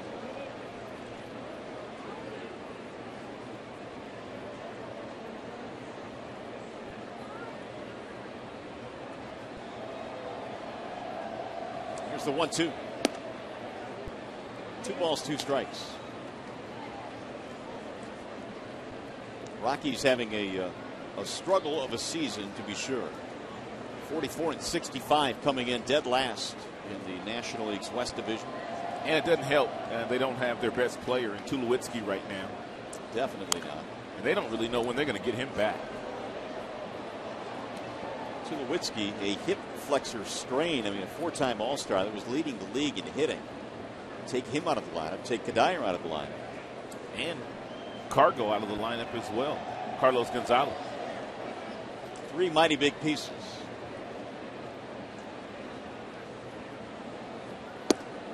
Whoa. Missed it again, not by much. 3-2. And Porcello, nice long look in for Bob Davidson. He thought he had strike 3 on a couple of different pitches. It's about as much emotion as you'll see out of Rick. Kind of shook his head a little bit. Oh, he doesn't show you up. You see 3-2. And he got him that time. He took 1 too many. That's 3 straight strikeouts for Porcello. He just continued to throw that 2-seam fastball on the outside part of the plate, finally getting the call from Bob Davidson. There's Charlie Blackmon.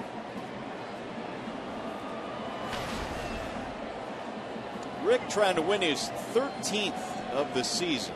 Came in at 12-5. Max Scherzer has 13 wins. That leads the American League. Tanaka, Chen, Gray, Porcello, Kazmir, all with 12. Now with Price being added to their 25-man roster, the Tigers now have 4 starters that have won 10 or more games. And they are the only team in the majors that has 4 starters, 10 wins or more. David Price, by the way, will make his Tigers debut on Tuesday at Yankee Stadium in New York. I kind of like that sandwiched in between Max and Verlander. It is awfully good and a little bit of a different look. He's pitched in the new Yankee Stadium quite often as a member of the Tampa Bay Rays. Did he go? Negative. David Price was talking today about his bullpen, and he said that he was out there throwing his bullpen and he was shaking. He was so nervous. Even veteran pitchers like a David Price joining a new team has some nerve. With all the talk of him coming over and what he's going to add to this team, an awful lot of pressure attached to that. He checked it again this time. He went around, strike 3. That's 4 straight strikeouts for Rick.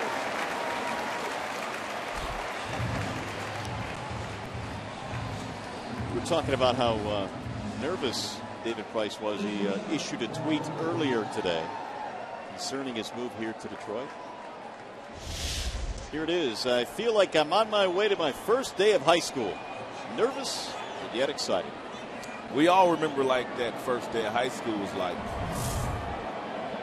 Eventually, though, when he takes the mound, the talent will kick in and take over. You know, Tigers bullpen coach Mick Billmeyer is an awfully funny man, and he was in the bullpen today when David was throwing his bullpen, and David made the comment about how nervous he was, and Mick Billmeyer told him, he said, "That's okay, but we're still all counting on you, buddy." He loosened him up a little bit. He said, "You could be as nervous as you wanted to, but those of us in Detroit, we are counting on you." You better still win games. Bill Meyer's a beauty, man. I've known him a long, long time. He's a great dude. He's got a sense of humor. That he does. Here's the 1-1. Lifted in the air to shallow right field. Hunter coming on, and Torrey runs it down. Porcello, 1-2-3, 5th inning. Tigers baseball tonight, presented by Bell Tire.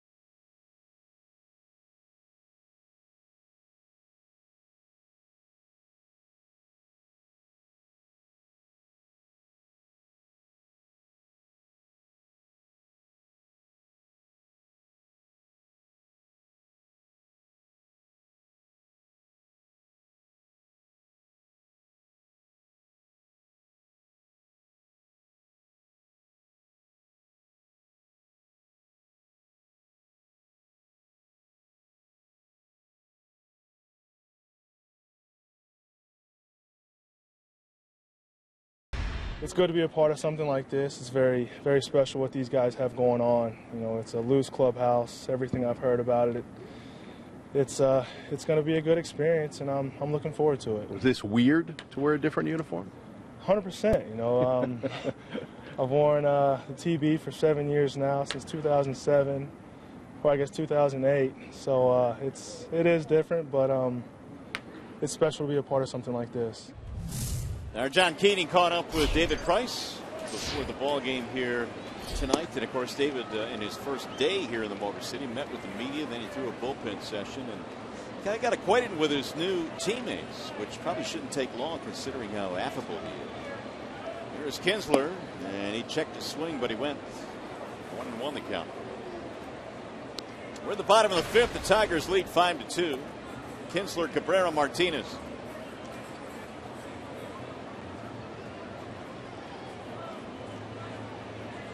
Here's the 1-1. Bouncing ball foul. It's down the third baseline. 5 runs on 8 Tigers hits, 2 runs on 4 Rockies hits.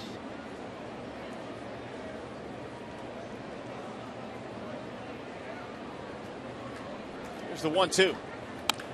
Right back to the mound, knocked down by Matzik. It's going to be a tough play, and he threw it away.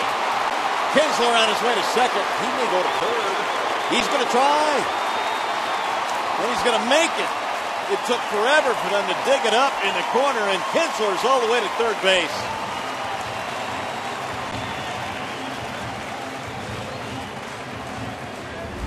It's a mental mistake here by Matzik. He was able to knock it down, but once he had to run all the way toward the third baseline to pick it up, and then throwing off balance, he knew it was not going to be good. And once he looked up, he should have saw where Kinsler was and simply eaten that baseball, and Kinsler would be standing on first base instead of third base. Blackman used his foot to stop the ball. Kinsler went all the way to third. That is a single E1. Ian very alertly saw the ball get by and never stopped running. Now they're going to see if he's all right.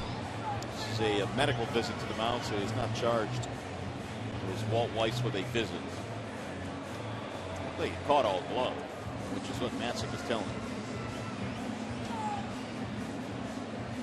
Hey, the Tigers battle the Pittsburgh Pirates Thursday, August 14th at 1:08. First 10,000 fans receive a free Justin Verlander mini bobblehead. For tickets, call 866-66-TIGER or visit tigers.com. JV did some nice work last night.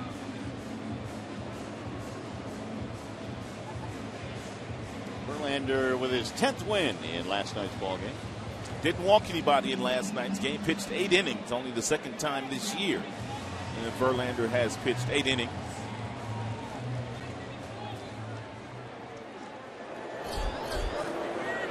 Matt Belisle is warming up in their bullpen. Infield coming in now for the Rockies.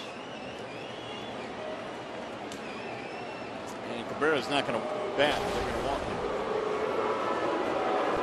Intentional base on balls, which will not sit well. Not going to sit well with the fans here. They want to see Miggy hit. Well, it's 40+ thousand here tonight, and a lot of them came here to see Miguel.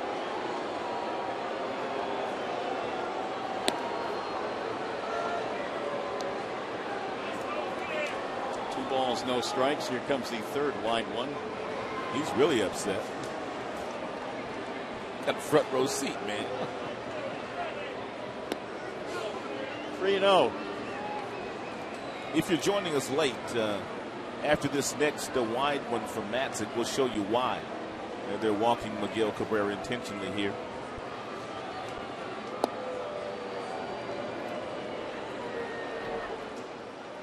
Here you go. This was Miggy's last time up in the third inning.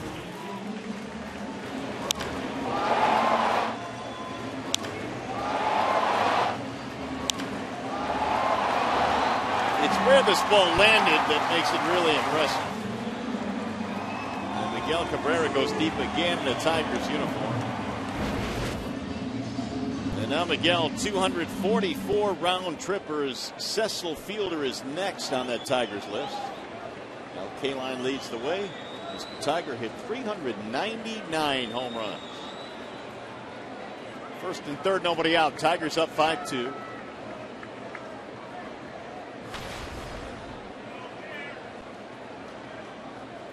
Victor a line out and a strikeout. And he drives one high in the air. Way back into left field. That ball is gone. 3-run shot, Martinez.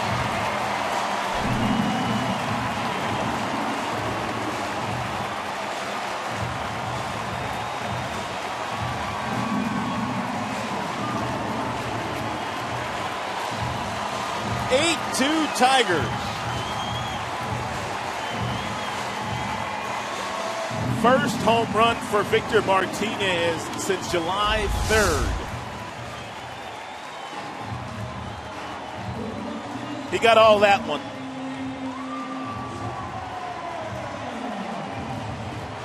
Yes, he did, and he knew it.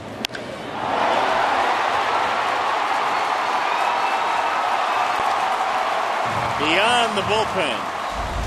You heard me say Victor was going to hit one today, didn't you? Oh, I did, as a matter of fact. Did you really hear that? You remember that? I did hear that. Yeah, he's my player today. Well, you weren't looking good through first two. Well, that's okay. I had him going long ball. It only takes one swing. Right. It's a 9-inning game. It was 8-2. I will not take that away from you. You did it. You called the homer. Wall side windows pitching change. We'll be back.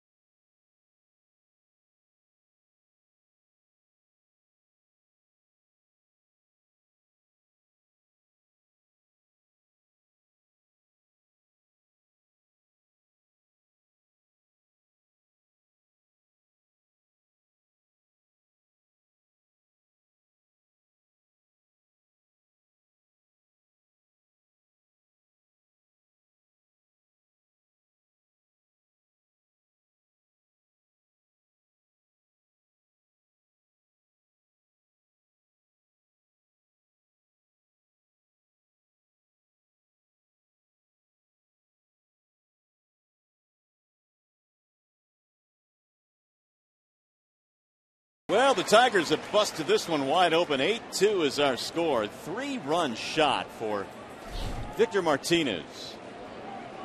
And the Tigers lead comfortably now as Torrey Hunter steps in against the new pitcher for the Colorado Rockies. Matzik is done for the day. The right-hander comes in, and first pitch is lined to right field off the bat of Torrey. It is slicing foul. Did not miss by much. Your new pitcher for the Rockies is Matt Belisle. 49th game, actually 50th game now that Belisle has been in. ERA at 5.32. 30 strikeouts, 12 walks for Matt.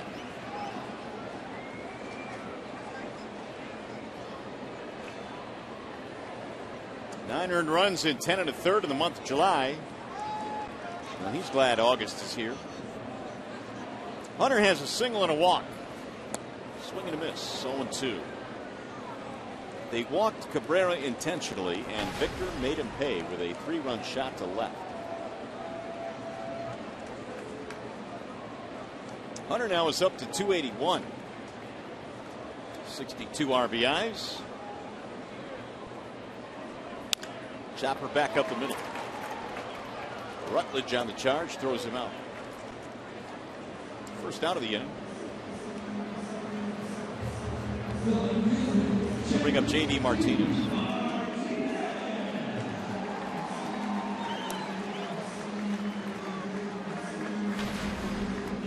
Martinez is 0 for 2.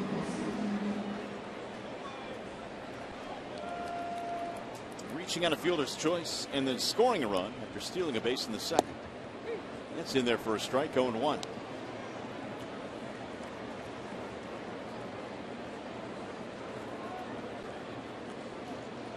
Belisle is 34 years old now. He began his big league career with Cincinnati.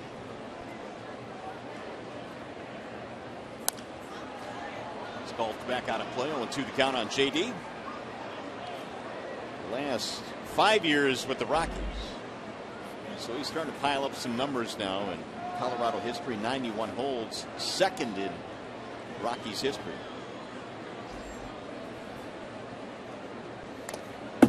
Fouled away. 0-2 the count on JD. Castellanos will be next. Tigers tonight have hit 2 home runs, a mammoth Cabrera home run to right center field. And the one by Victor in this inning. 1-2.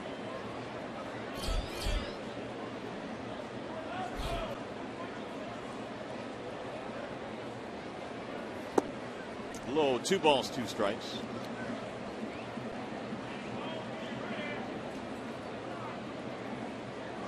Rick Porcello is loving this offensive support. 8 runs on 10 hits.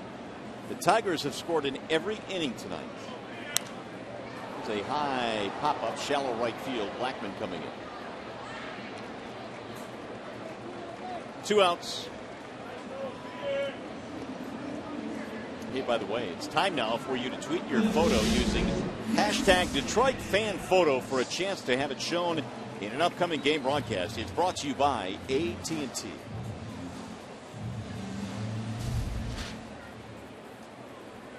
Here's Castellanos, who tripled in his last at bat. Second triple of the year for Castellanos, batting .264. Bender drops in 0-1.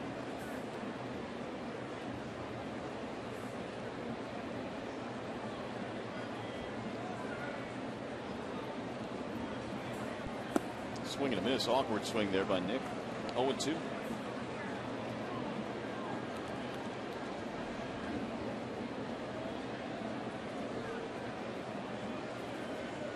Belisle working quickly. The 0-2 he is outside. 1-2 the count. Belisle wears his socks about as high as you can wear them. I mean, they're almost up to his belt buckle. Yeah, you don't see many pitchers with the high socks. There are a few, but not that many. Okay, the belt buckle's exaggerating, but still. There's one right at the knees. Got him looking. And after the home run by Martinez, a 1-2-3 for Belisle. Cabrera's gone deep tonight. That one I think is still flying. And Victor goes deep. Might as well on Fiesta Tigres night.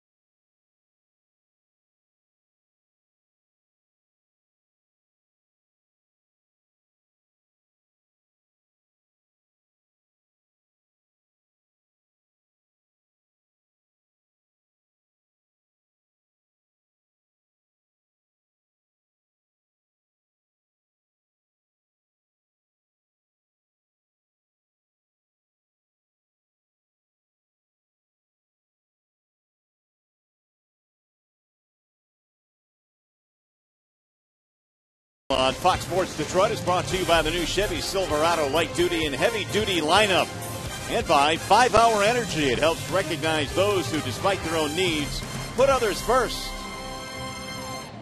Well, it's been all Tigers tonight on Fiesta Tigres night, and as well, Cabrera's homered, Martinez is homered, Avila has knocked in 2, Suarez has knocked in 1. This is working out beautifully. It sure is. Meanwhile, Porcello is doing the rest. Here's Corey Dickerson. He's 0 for 2 tonight.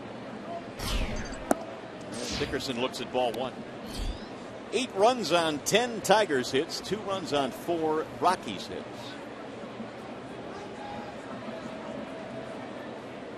Rick has 6 strikeouts. At one point, it struck out 4 straight. He got him 1, 2, 3 in the 5th inning. Dickerson, Arenado, and Morneau, middle of the lineup, facing Porcello.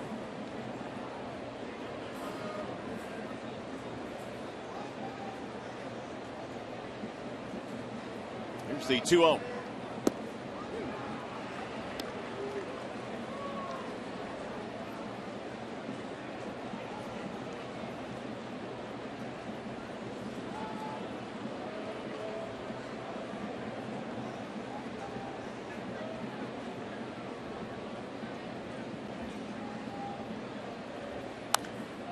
Get back out of play. 2 balls, 2 strikes now on Dickerson. Corey played his college ball at Meridian Community College. It's in Mississippi. In fact, he was a JUCO All-American. 21 home runs one year.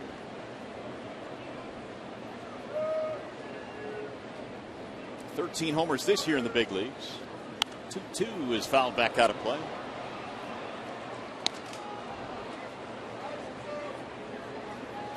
Waiting on deck is Arenado. They've had only 4 hits. They got 2 of them back in the second. Single by Morneau, double by Stubbs scored a run. Also had a triple by Stubbs. Here's the 2-2. Swing and a miss. What a pitch there by Rick. Here's our high-speed pitch brought to you by Xfinity. That was an outstanding breaking ball there thrown to get strike 3 by Porcello, but he's been all the way up to 93 miles an hour with a good 2-seam fastball this evening. And there's that last bender to Dickerson.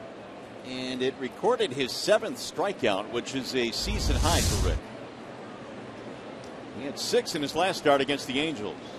He's done that a couple of times. Arenado looks at ball 1. What is his career high, you ask? Well, it's 11.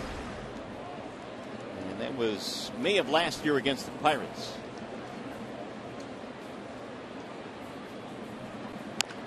Ground ball, third base side, deep behind the bag. Castellanos quick release and a 1-hop, nice play. 2 up, 2 down. Let's go back to the studio now for a game break. Mickey York.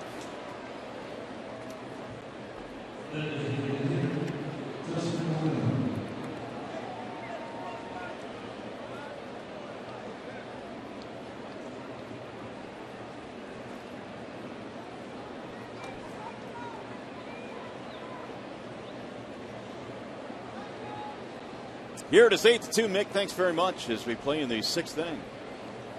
And the chopper back up the middle. Suarez has it there. Porcello gets a ground ball out and a 1-2-3-6.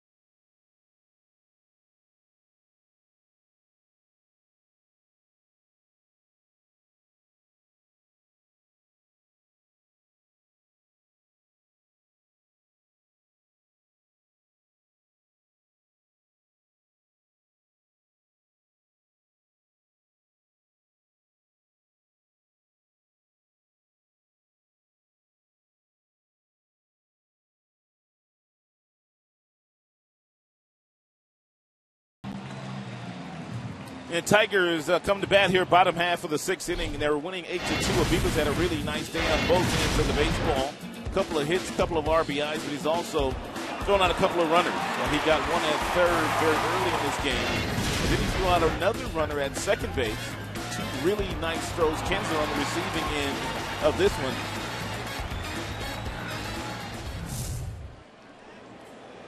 And Avila will go to work now in the bottom of the 6th inning. Tigers up 8-2. As Matt Belisle goes back to work, it's Avila, Suarez, Davis. Single, double, 2 RBIs, 29 driven in for the Tigers catcher.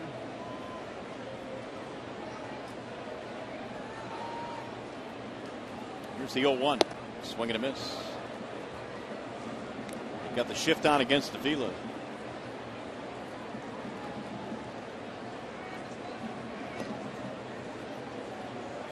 Matt Belisle took over in the 5th inning for the starter, Masick. Tyler Masick knocked out after the 3-run homer by Victor Martinez. Here's the 0-2. Ball high.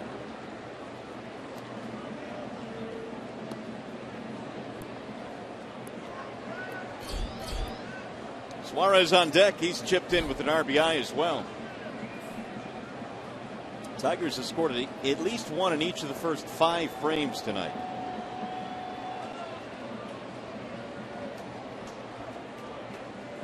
Swing and a miss. It'll be the first time they get Avila. 1 gone.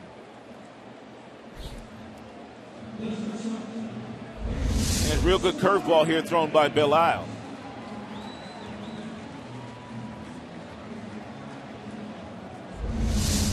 Here's Suarez. Eugenio singled in a run in the 4th inning.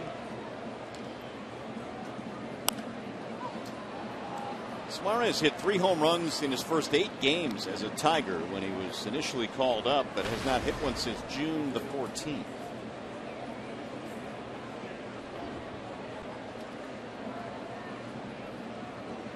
The 0-1 pitch. Outside, 1 ball, 1 strike.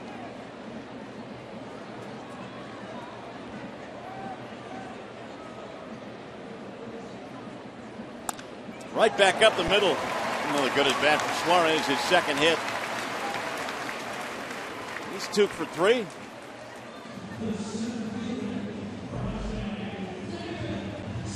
Rajai Davis.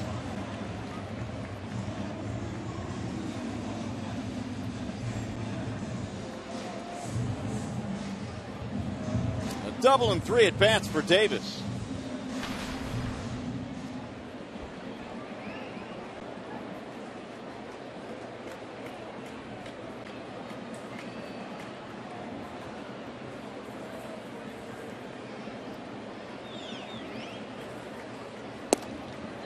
Here's a strike call. Brad was asked before the game today what the conversation was like when he talked to Davis about taking over now in center field. And Ausmus said, well, he was excited about it, but he's always excited every time you talk to him. It doesn't matter what the subject is. He's right. And he said you could tell him you just ate some poisonous food and he would still giggle. That's just the way Rajai is. He is absolutely right. Ian Kinsler was commenting on that yesterday. Rajai never in a bad mood. What a great disposition to have. 1 ball, 1 strike on Davis. He'll shoot that one to right field, and Blackman can't get it. Base hit. Suarez to 3rd. Rajai hung up between 1st and 2nd. He fell, but he's going to get to 2nd anyway. Like he planned it that way all along.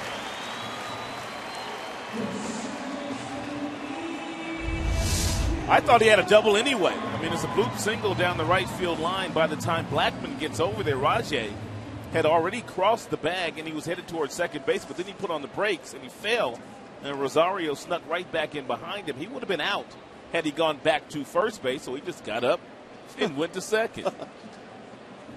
And probably was smiling the whole way. Infield is in now. That is the 11th Tigers hit.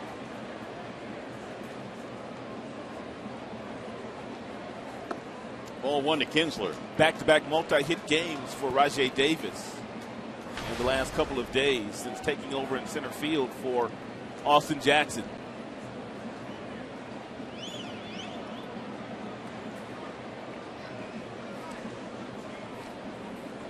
A couple of hits for Kinsler as well, both singles. He has scored a run. Check the hit total, 12 for Detroit. And now the catcher McHenry going out to the mound. There is activity in the bullpen. That is Johan Flande warming up for the Rockies.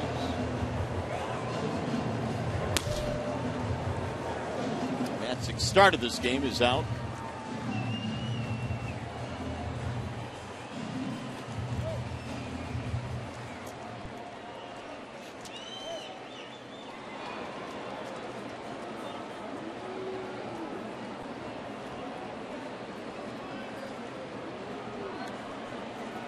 One ball, no strikes on Kinsler with the infield in.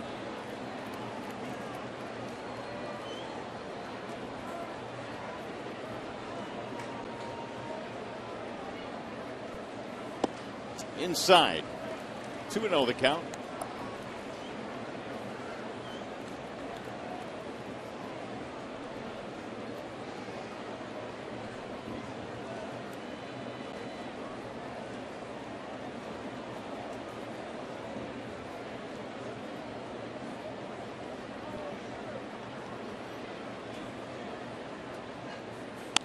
Ground ball back up the middle. Diving stop at short. Rutledge can't hold on to it, though. Is thrown out in time. Score another run as Suarez comes in. It's 9-2 Detroit.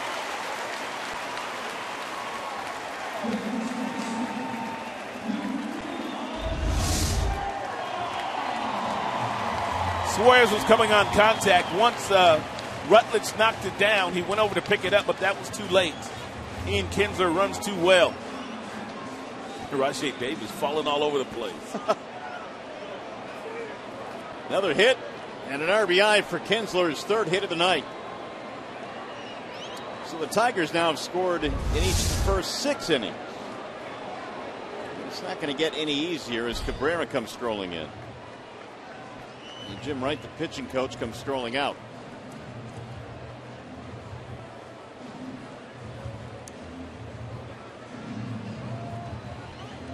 So while they talk, we tell you this. Play fantasy football alongside 12 Detroit Tigers and Max Scherzer's Motown Showdown. Enjoy a draft day experience from Comerica Park featuring a live fantasy football draft and an evening of exclusive Detroit baseball experiences, all while supporting great causes. Sign up now at bigleagueimpact.com. bigleagueimpact.com. Probably talking about that very thing right now. You got to join my fantasy football league team. Get a team together. There's a vendor that misses low and away, 1-0. Price is a big-time golfer, and he's a good golfer, too. I'm sure he and Verlander will have some fun golfing on days when they don't pitch. Again, David Price will make his Tigers debut Tuesday night in New York. Herrera takes a rip. 1-1 on Miguel.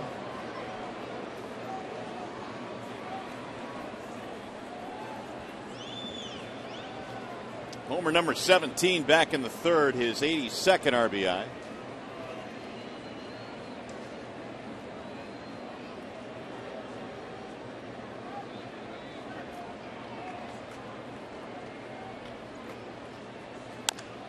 High chop back up the middle.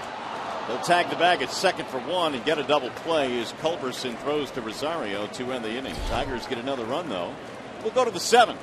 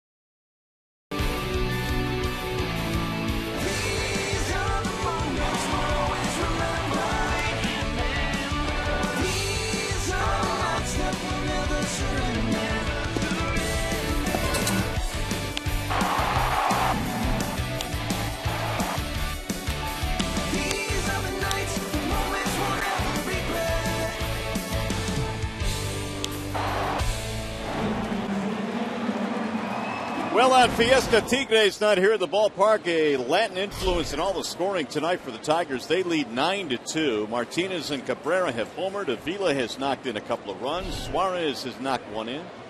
Castellanos has a triple. And Rick Porcello has done the rest. Rick goes back to work as we head to the 7th inning. 9-2 Detroit. Stubbs been one of the bright spots for the Rockies, double and a triple. Chops that one foul down the third base line. Porcello has done a marvelous job here this evening, and really he does it every time he goes out there at throwing first pitch strikes. He is now 19 of 25 against Colorado batters. That last one was his 90th pitch. Here's the 0-2. Ball high and away, 1-2.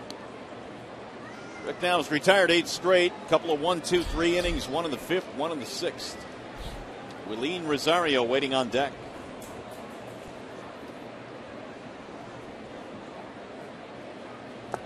Checked it. They appealed. Yes, he went around.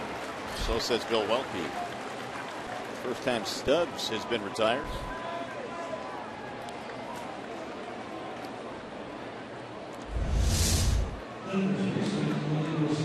Ooh. What'd you think? It's close. It's awfully close. And that's why Stubbs, not healthy, not happy with the call. It's a good changeup down at the bottom of the zone thrown by Porcello. Came off the fingertips nicely. 8 strikeouts now for Rick. Rosario looks at ball 1.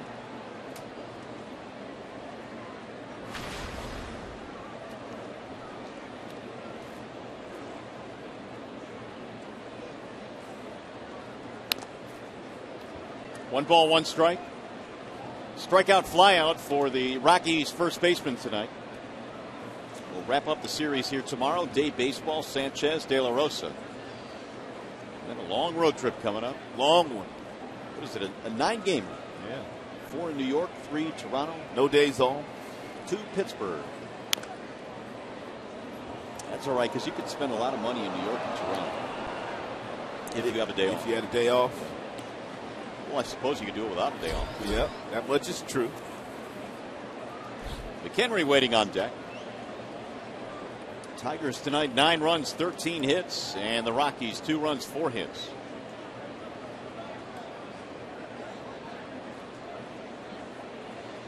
And the 1-2. 2-2 now on Willeen Rosario. Now 2 out of 6 with an RBI in the series.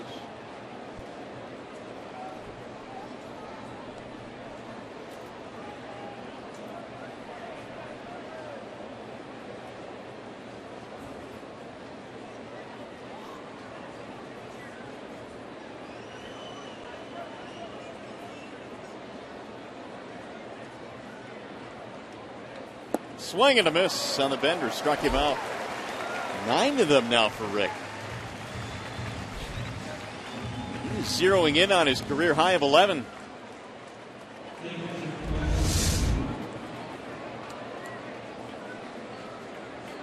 We've seen real good changeups. We've seen some outstanding breaking balls thrown by Porcello. And, of course, he has that 2-seam fastball every night. That pitch never takes a night off for Porcello. Michael McHenry. Strikeout and a walk for McHenry. In there, strike 1. What new? Man, he's pounded the zone all night. Every night. He has been the Tigers' most consistent pitcher all year. Most consistent. He's had a couple of walks early in the game, but after that, strike after strike. There's another one fouled off. 20 of 27 first pitch strikes. He is about to throw his 100th pitch, and he's thrown 68 strikes. He's only missed the strike zone with 31 pitches. Only 31 balls so far thrown by the Tigers' right-hander.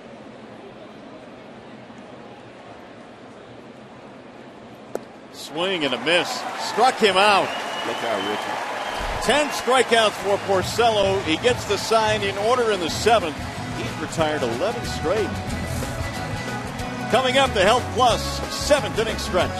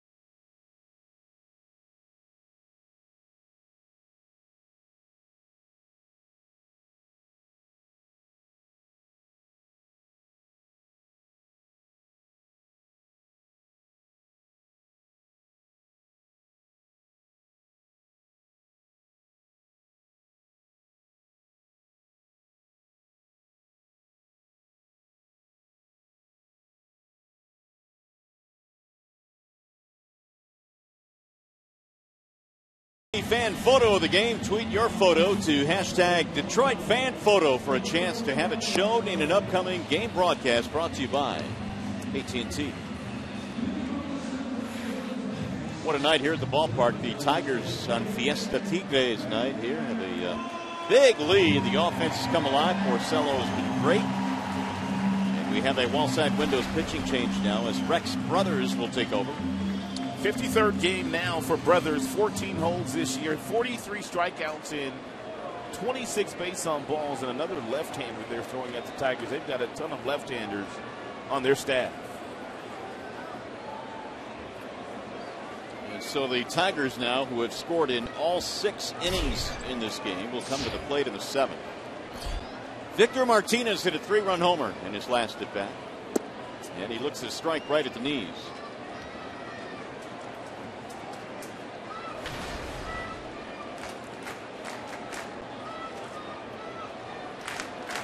It was his 22nd home run of the year and his first in a month. July the 3rd was his last home run, which puts Victor now just 3 shy of his career high of 25. 1 ball, 1 strike. 9-2 Tigers lead. They've out hit the Rockies tonight, 13-4. Here's the 1-1. Look out. Here's that home run that Victor hit back in the 5th after a Miguel Cabrera intentional walk.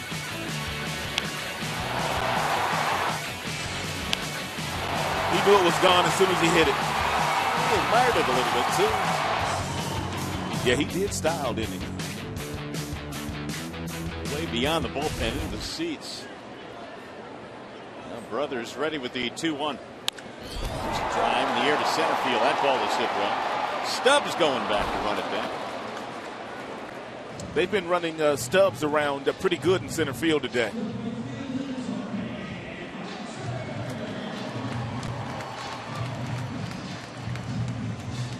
Here's Torrey Hunter. Torrey's been on base a couple of times, single and a walk.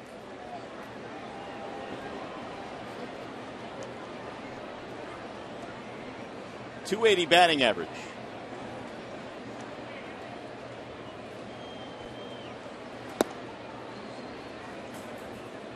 One ball, no strikes.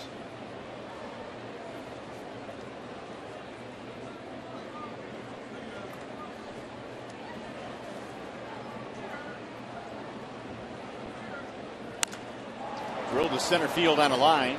Stubbs almost hit his tracks for that one. 2 hard hit balls, 2 outs. We'll bring up J.D. Martinez.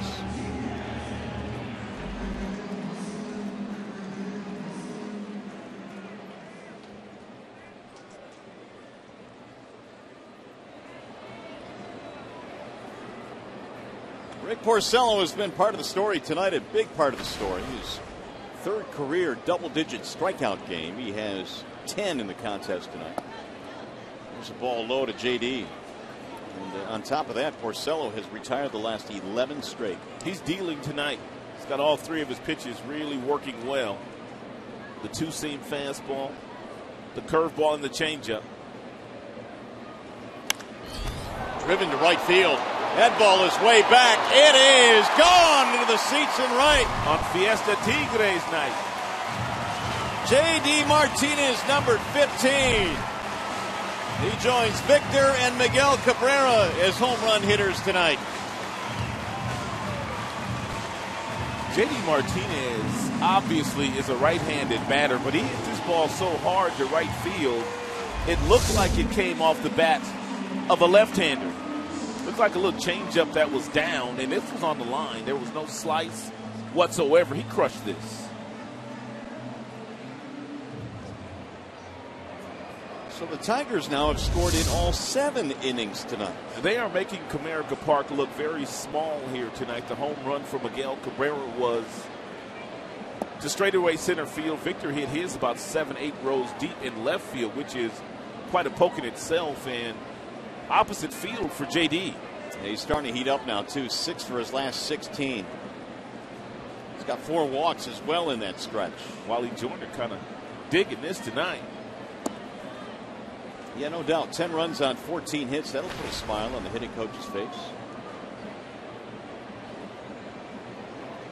Triple runs scored for Castellanos back in the 4th.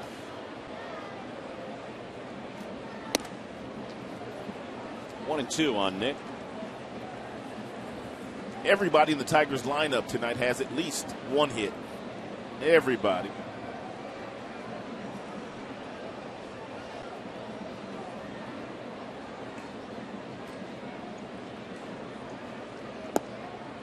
A little bit outside. Run the count to 2-2. 2-out solo shot by J.D. Martinez.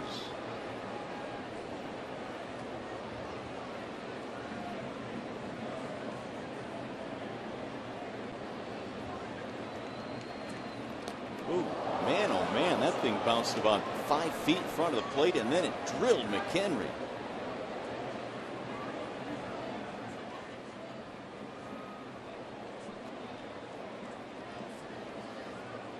McHenry having one of those Alex Avila nights. Yes, he is. Earlier in the game, he was hit on a backswing on his left elbow. And this one jumps up and catches him on the right collarbone.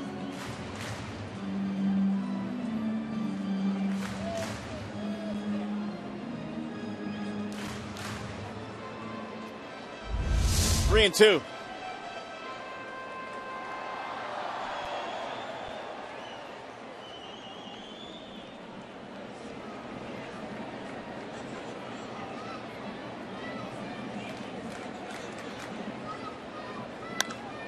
High fly ball.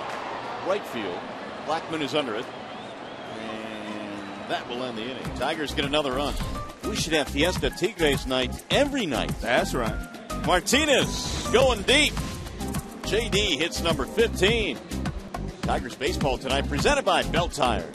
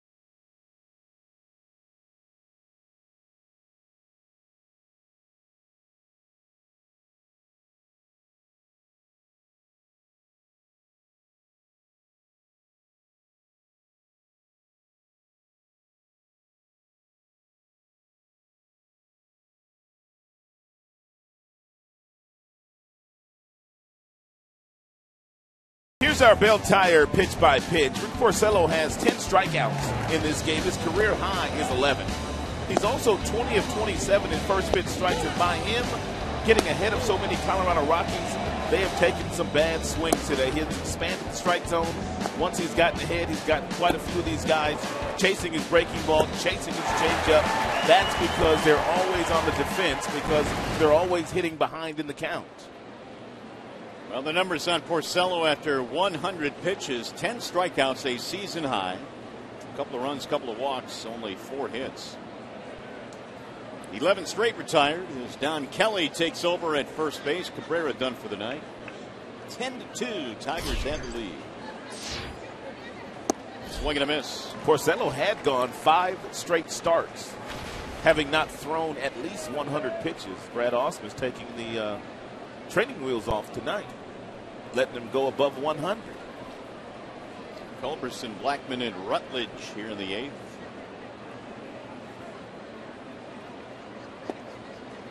Off speed, missing high and inside. 1 ball, 1 strike. Season high for Rick Porcello, and more than likely a career high as well, is 115. He did that on June 26th against the Texas Rangers. On the outer edge, 1 and 2, and Rutledge, or Culberson rather, didn't like it.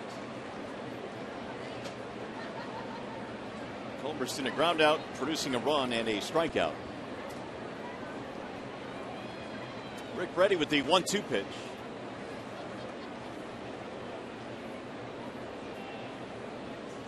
Ground ball left side. It'll find a seam into left field. A leadoff single. Career high pitches for Porcello is 120. He did that back in 2011.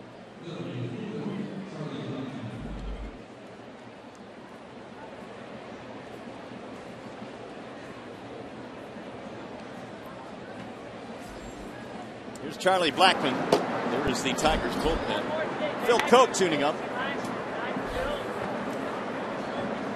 Porcello has to throw at least 1 double play ball before he leaves this game, doesn't he? That's a good point. I forgot about that. He has not thrown 1 yet. It's coming right here. Blackman runs pretty good, though.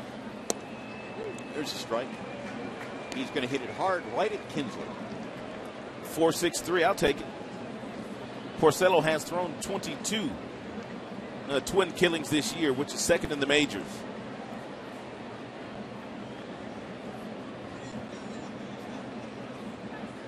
Here's the 0-1. There's a chopper hit slowly towards second. Kinsler will think about it and go to first. One hit hard enough. We'll get the out, advance the runner to second.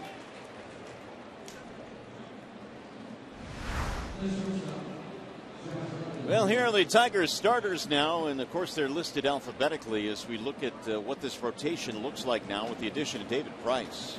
It is one of the best in all of baseball, if not the best starting rotation in the major leagues. 3 former Cy Young Award winners, 4 guys with 10 wins or more. How about Price? Look at that, 189 strikeouts.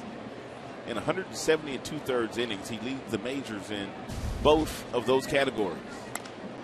Chopper left side of the infield. Castellanos. His throw to Kelly is just in time for the out. Castellanos continues to get better and better with his footwork. Still a work in progress. Omar Vizquel works very hard with Castellanos in getting set when the ball's in the hitting zone, and when the ball does go to him, they want to keep his feet moving, which makes it easier for him to make throws across the diamond. Getting better and better. Omar Vizquel, Matt Martin were out there with him yesterday, working with him extensively. And as they say, they do it every day, actually. Yeah, they were doing some kind of drill yesterday. Here's Corey Dickerson. Popped him up. Shallow right field. Kinsler calling. Man, Porcello pitching a gem tonight. It's a 1-2-3 8th inning.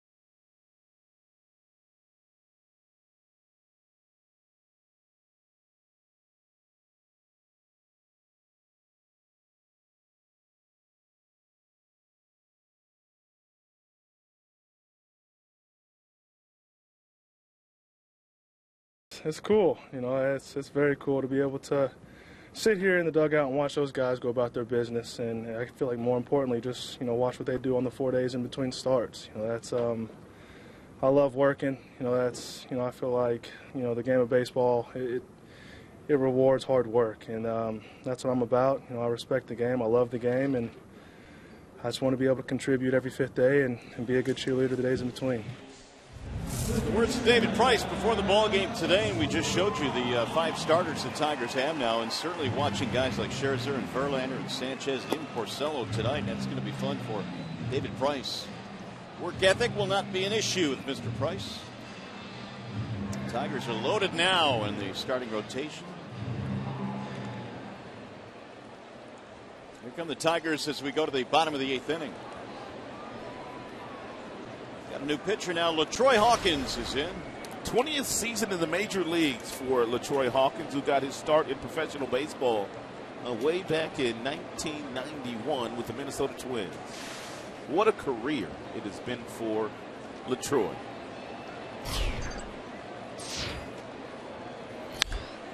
Avila hits the first pitch toward the gap in left center field, and that ball is off the wall.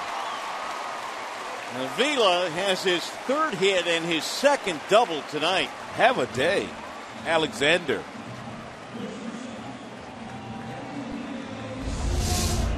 And first pitch fastball thrown by LaTroy Hawkins, and Avila wasn't going to be bullied by that fastball. Hit it over the head of Dickerson. And by the time Dickerson able to pull it up, Avila with another double. Well, recently at the last road trip, he hit his 100th double of his career. He's got 2 more here tonight. And the Tigers have a chance now to get another run in, which would mean they would have scored in each of the first 8 innings. They lead 10-2 right now.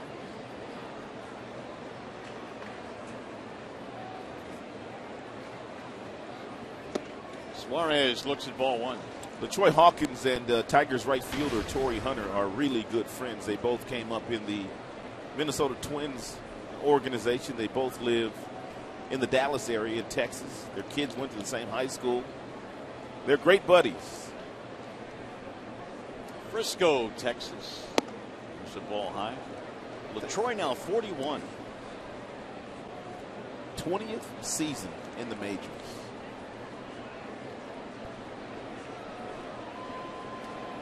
Hawkins a starter in the early portion of his career with Minnesota, which began in 1995.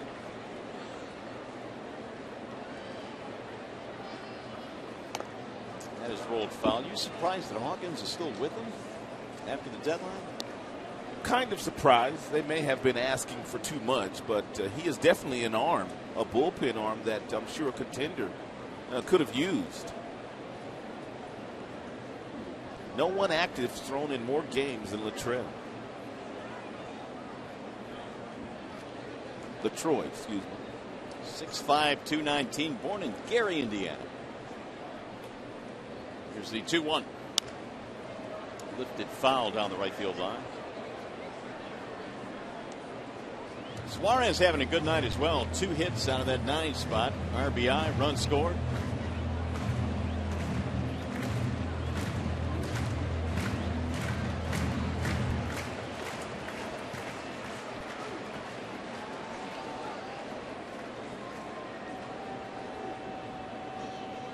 Two and 2 on Suarez.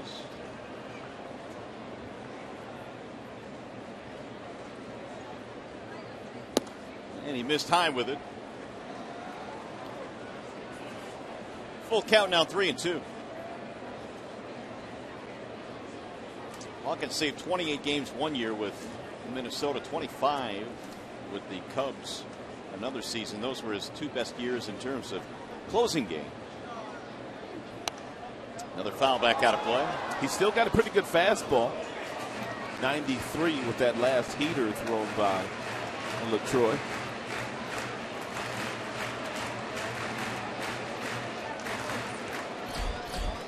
Rajai Davis waiting on deck.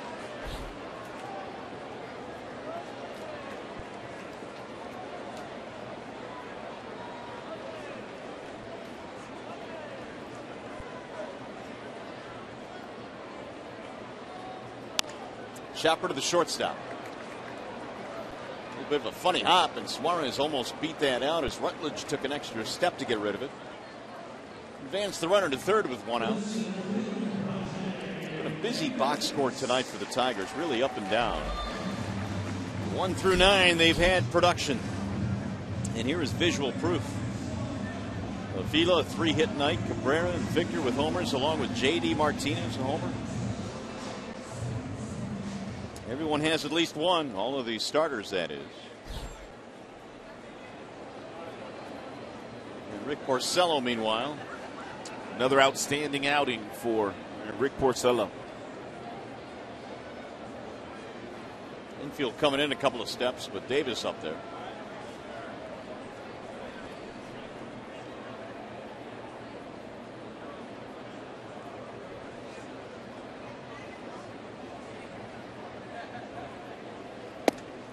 Rajay looks at a strike.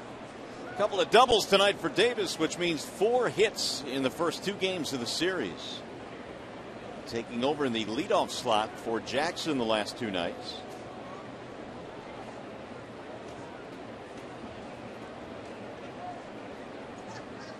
Hawkins with the 0-1. Foul back 0-2 on Rajay.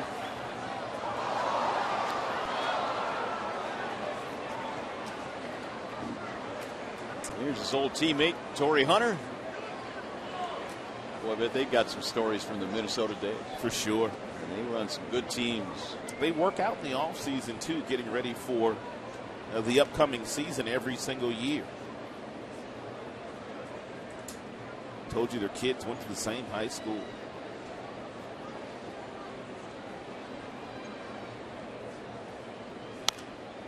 Fouled away.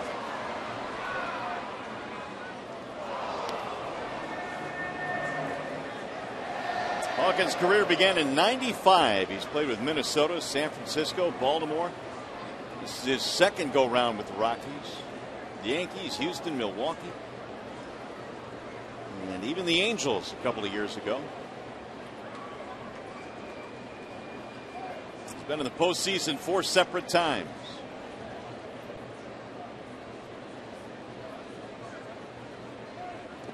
Checked it. Little appeal down there, did not go.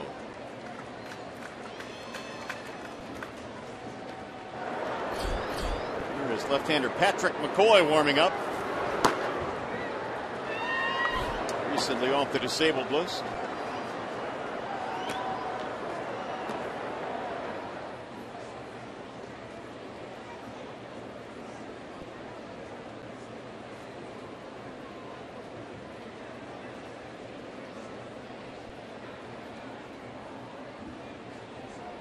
Now Hawkins ready with the 1-2.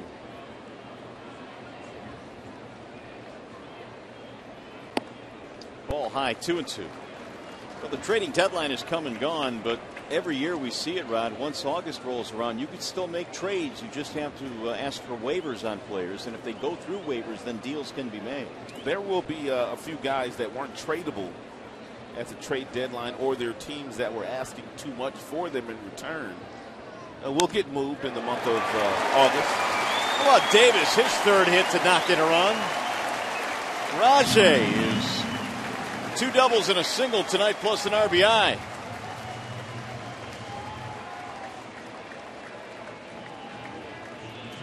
The Tigers score at least 1 run in all 8 innings tonight for the Tigers in any 9-inning home game since 1912, the first time.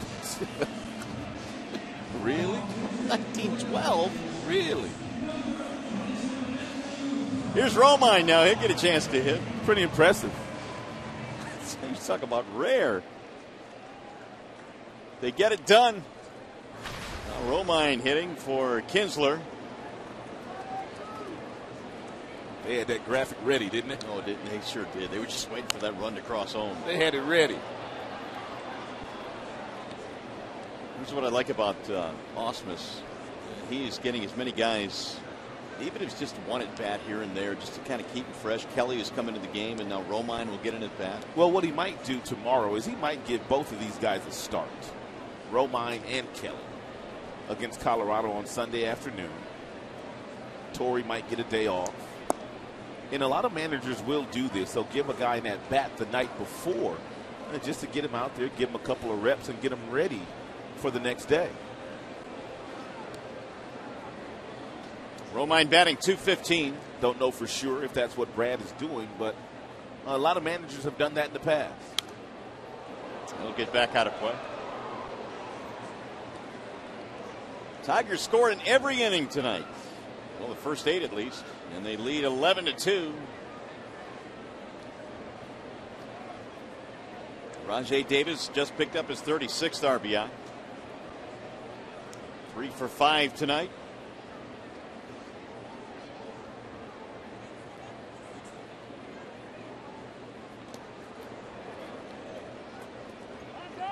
Two and two the count. I don't know what it is with closers that come in situations where the game's not really on the line, whether it be lopsided for their squad or the other team, but they need a little work. And for whatever reason, most closers just aren't all that sharp.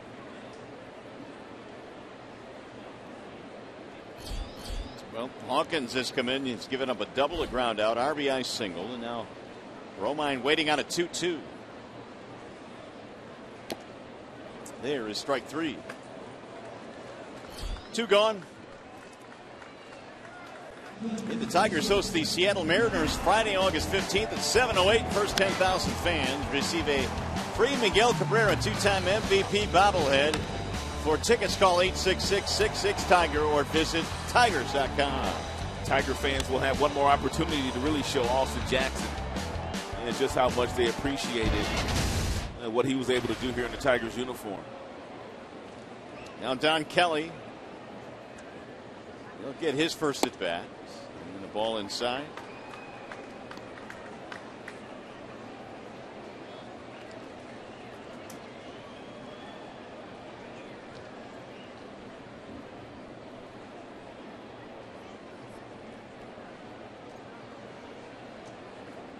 Here's the 1-0. It'll go foul. Let's check in with Justin White now. He's got a preview of tonight's Tigers Live. Mario, it's been a really fun night here at the ballpark, and we will recap it all after the game on Tigers Live. You'll hear from Rick Porcello about his season high in strikeouts, plus you'll hear from Brad Ausmus, Alex Avila, and others. Mickey York and Craig Monroe in the Coliseum Studios. Tigers Live right after the game, guys. Back to you for now. All right, Justin, thanks. A lot of nice stuff to talk about tonight. 11-2 Detroit. 16 hits. And Kelly takes the ball high. 2-1 the count.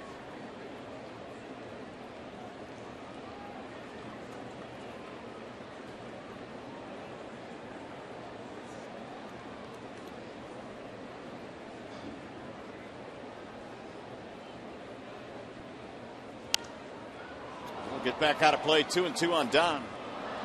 Rockies in the ninth will have 4, 5, and 6. Holiday's moved on deck as well.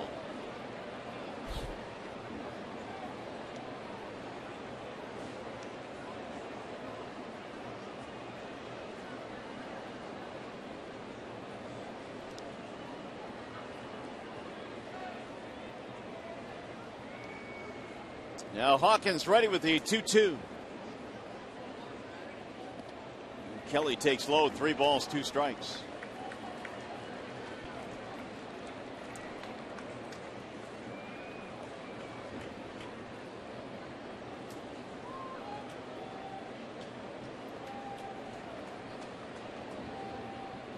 David Price continues to get comfortable with his new teammates. Ian Kinsler went through it in spring training. New teammates.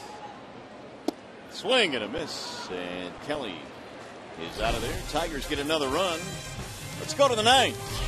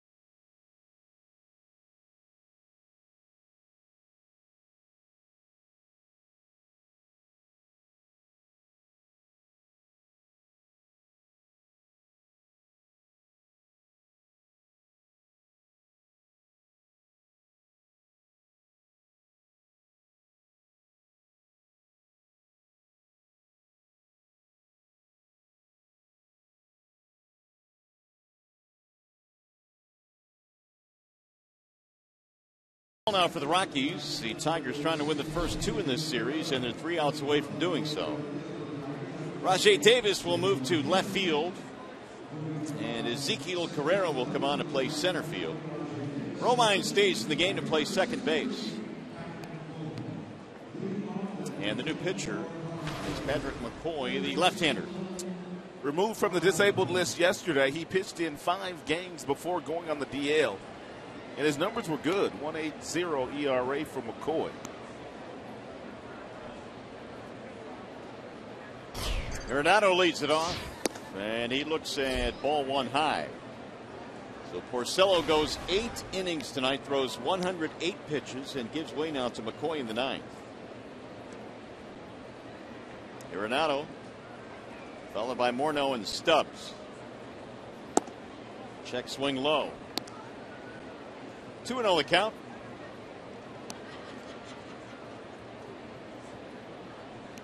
Tigers will pick up a game on Kansas City. And Kansas City lost their game today. A swing and a miss, 2-1. And pushed that lead back to 5 in the AL Central. That was Lester's debut today, wasn't it? He pitched well. 2 tremendous pitching staffs. Tigers and A's. They got Lester. Tigers got Price. Here's the 2-1. 3-1 now on Nolan Arenado. Rumor has it, did you hear that after Dave Dombrowski acquired Price yesterday, he got a text from Billy Beane telling him you got 1 minute to acquire Chris Sale. That's pretty good. Yeah. I had not heard that. You got 1 minute left. Go get Chris Sale. 3-2. A couple of general managers that have done some pretty good work in their tenure. Boy, they had a real nice day on Thursday. Bill Beane and Dave Dombrowski. Yeah, no doubt. They got it done for their teams. And they both had to give up really good players. But you have to give up a lot of good talent to acquire some of the best talent. Got a pinch hitter now for Morneau. It'll be Barnes. A leadoff walk to Arenado. Brandon Barnes was 1 for 2, came on defensively when Carlos Gonzalez aggravated his ankle sliding into the wall last night.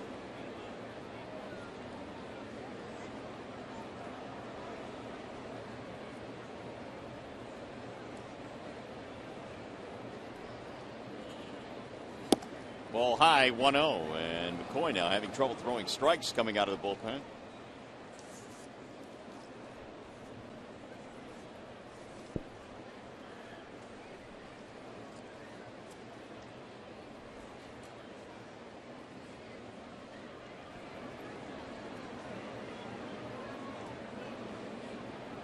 McCoy had a pulled hamstring which sidelined him on July the 6th. So he missed most of that month. And then recently just reinstated.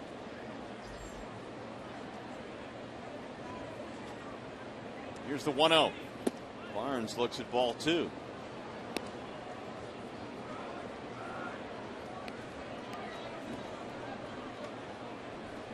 Well, Jeff Jones coming out. Well, maybe he's seen something from the dugout, which will help McCoy throw some strikes here in the 9th.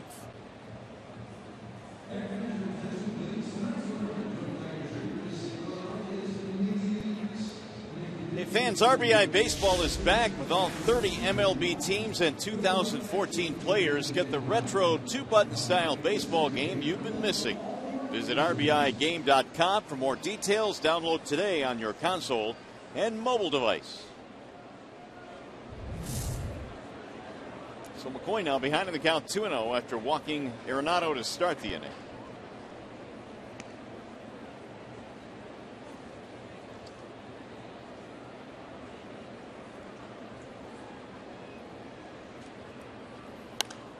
It's fouled back out of play. 2 balls, 1 strike.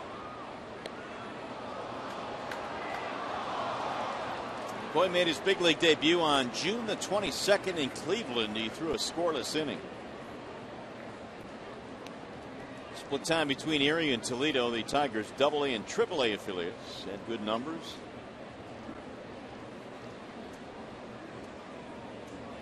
Here's the 2-1. Strike call to the outside corner. 2-2 on Brandon Barnes.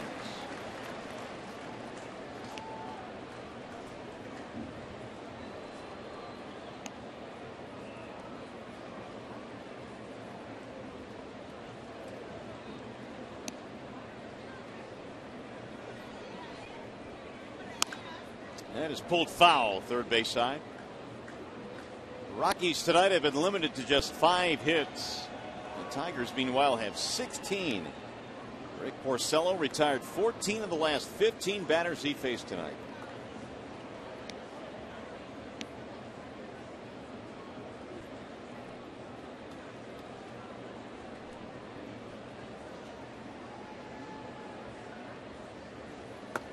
Low, 3-2.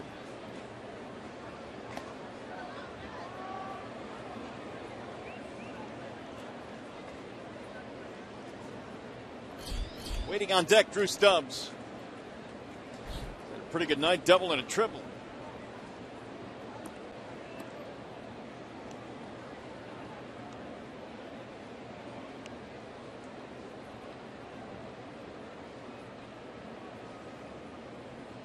And the 3-2, runner going, and it's drilled in the air to right field, hit pretty well. That ball is going to go up against the wall.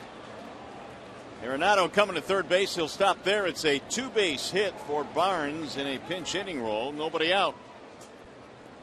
And it's second and third.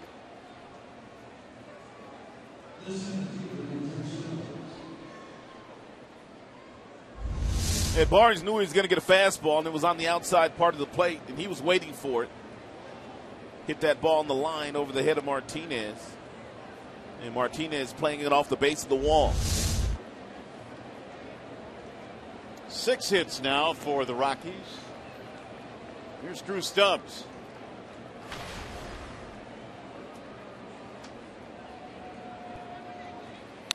Bouncing ball back up the middle.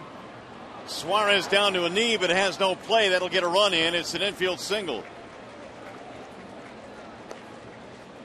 11-3 ball game. Nice night for Drew Stubbs. That's his third hit. Single, double, triple. Couple of RBIs.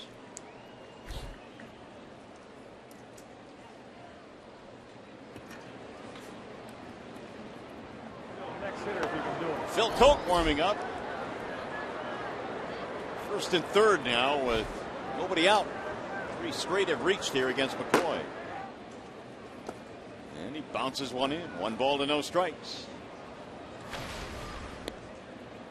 Brad trying to get McCoy some work here, coming off the disabled list with a healthy lead, but he has had difficulty throwing strikes. This might be his last hitter. He's thrown 15 pitches, 8 balls, 7 strikes. And that is ripped down the left field line. Fair ball, going to go to the corner. It is going to be his last hitter. Barnes comes in to score. They're going to stop Stubbs at third. Second and third, 2 runs in now. Another rocket.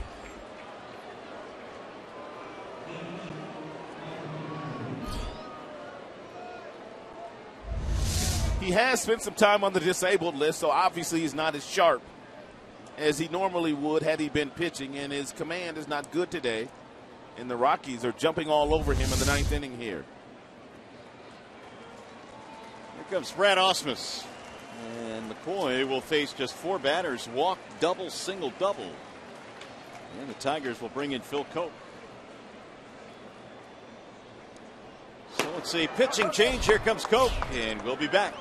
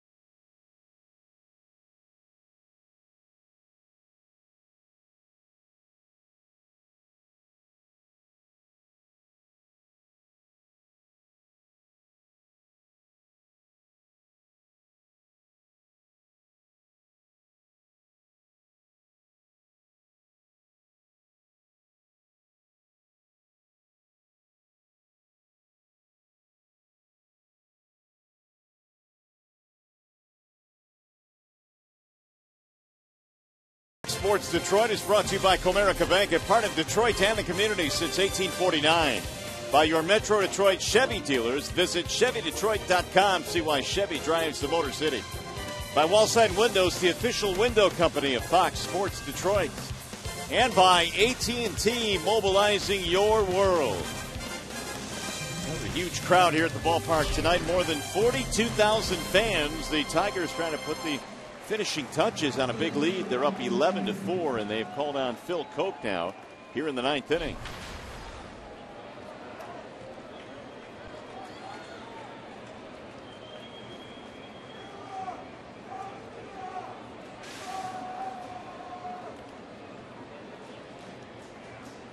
Two runs in. McCoy is out of the game. Koch is in. McHenry is the batter. And he is fanned twice tonight. He's also walked.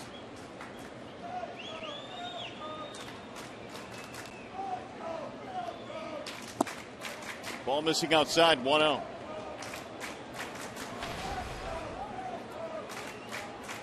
McHenry batting .341. They've got runners at second and third.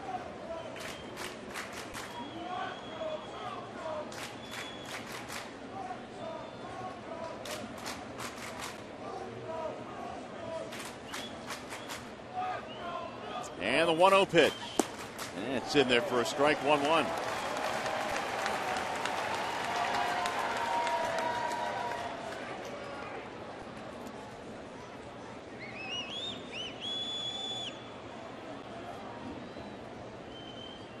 Inning started with a walk to Arenado, and then Barnes, the pinch hitter, double.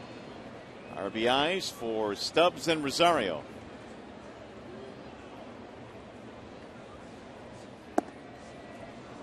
Two and one.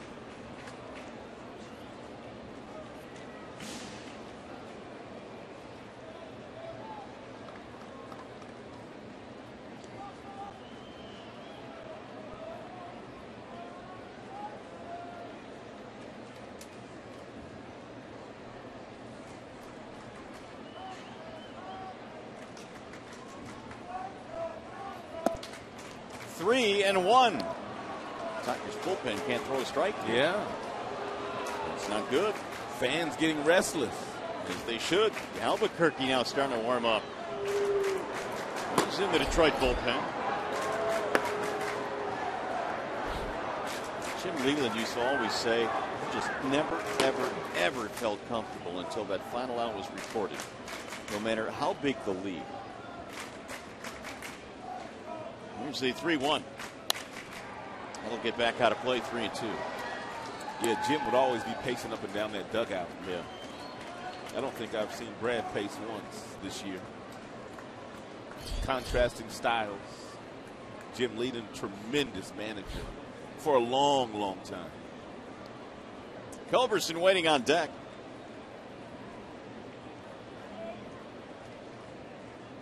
Jim just left town today. He was in town for about a week leading up to the trade deadline. And he walked him, and that's going to load the bases. The fans really getting restless. That is the second walk in the inning. Well, what else is going on around the big leagues? Some news and notes from around Major League Baseball. John Lester made his Athletics debut today. It was pretty good, 6 2/3. Tough news for Paul Goldschmidt. We had a chance to watch him play when we were out west about 10 days or so ago. Hit on the hand. He's on the DL now. And Tommy Medica had a big night last night. 5 for 5 with 2 homers for the Padres. That's weak for some. Here's Culberson. Ball 1.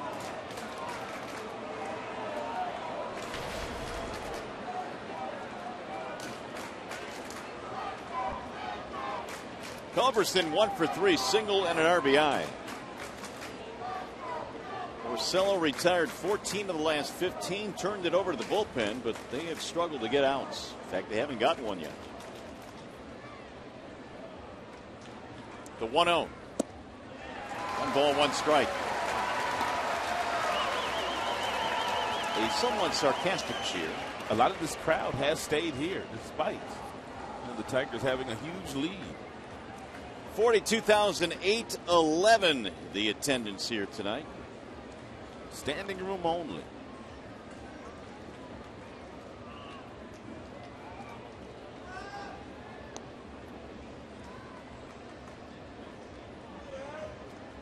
Now the 1-1. 1-2.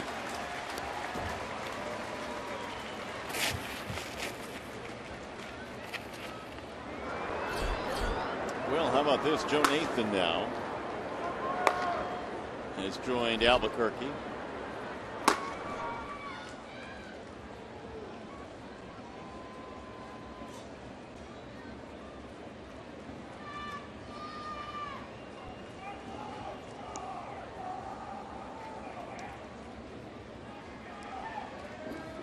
Swing and a miss. He struck him out, and Culberson is out, one gone. A welcome sight.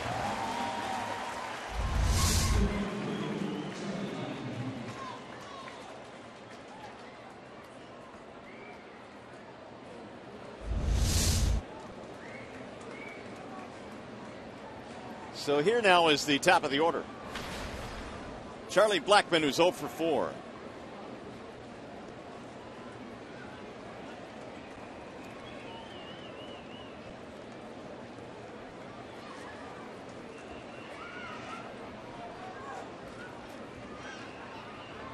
Porcello struck out Blackmon twice in this game. Rick ended up with 10 punch-outs this night. Here's a foul right off of Fielder. Ugh. 0-1.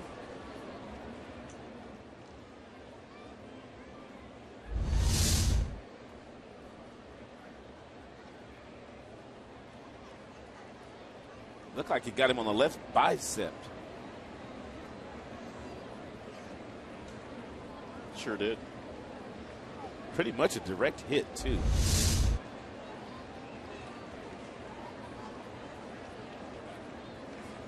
Oh, and 1 the count on Blackmon. He is the 7th man to bat in this inning. Tigers lead 11-4. 2 runs in for the Rockies. Trying to keep it going here. They've got the bases loaded.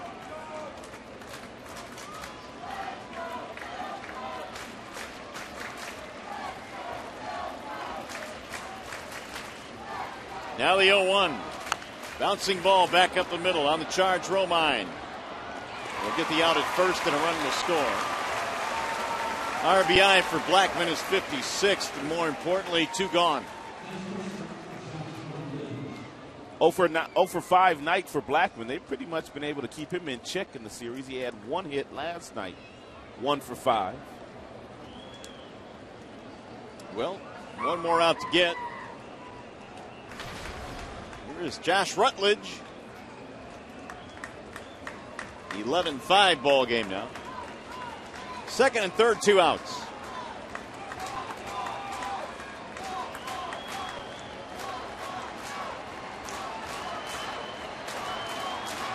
Rutledge in the ball game, a single and 4 at bats.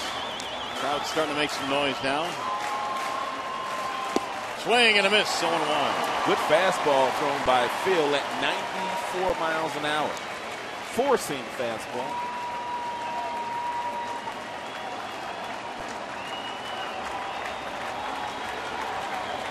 $42,811 shoehorned into the ballpark tonight.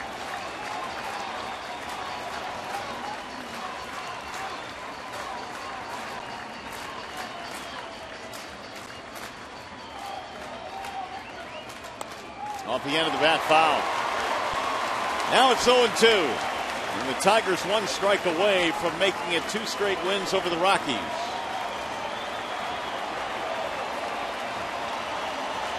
This will be their 60th win of the season.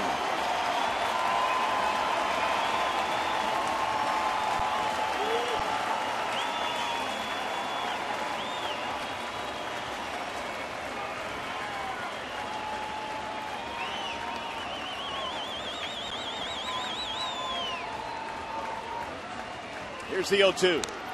Wanted on. Bit Alex again on the other arm.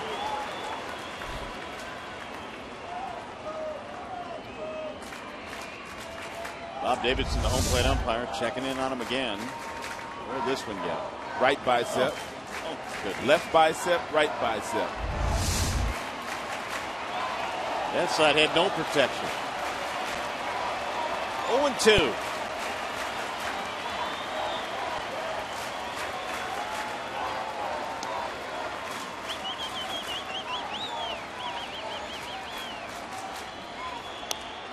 Fouled away. That would have been a good question to ask Pudge Rodriguez when he was up here in the fourth inning. Why does Avila get hit more than any catcher in the game? It's been a great question. Because he really does. I mean, we see it on a nightly basis. Whether it's foul tips, backswings.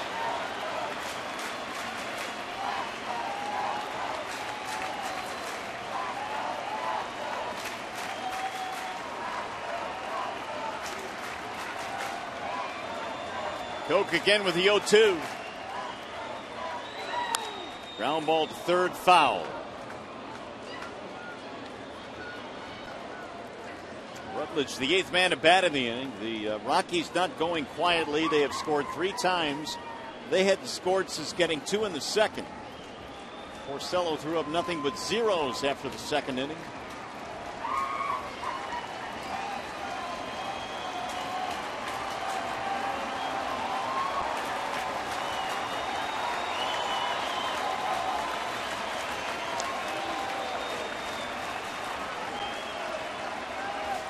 And the 0-2. Swing and a miss, struck him out. Finally, the final out is recorded. Tigers win the first 2 games in this series. Well, the bats showed up tonight, so did Porcello. 13th victory of the season for Rick. Tigers win it. We'll be back.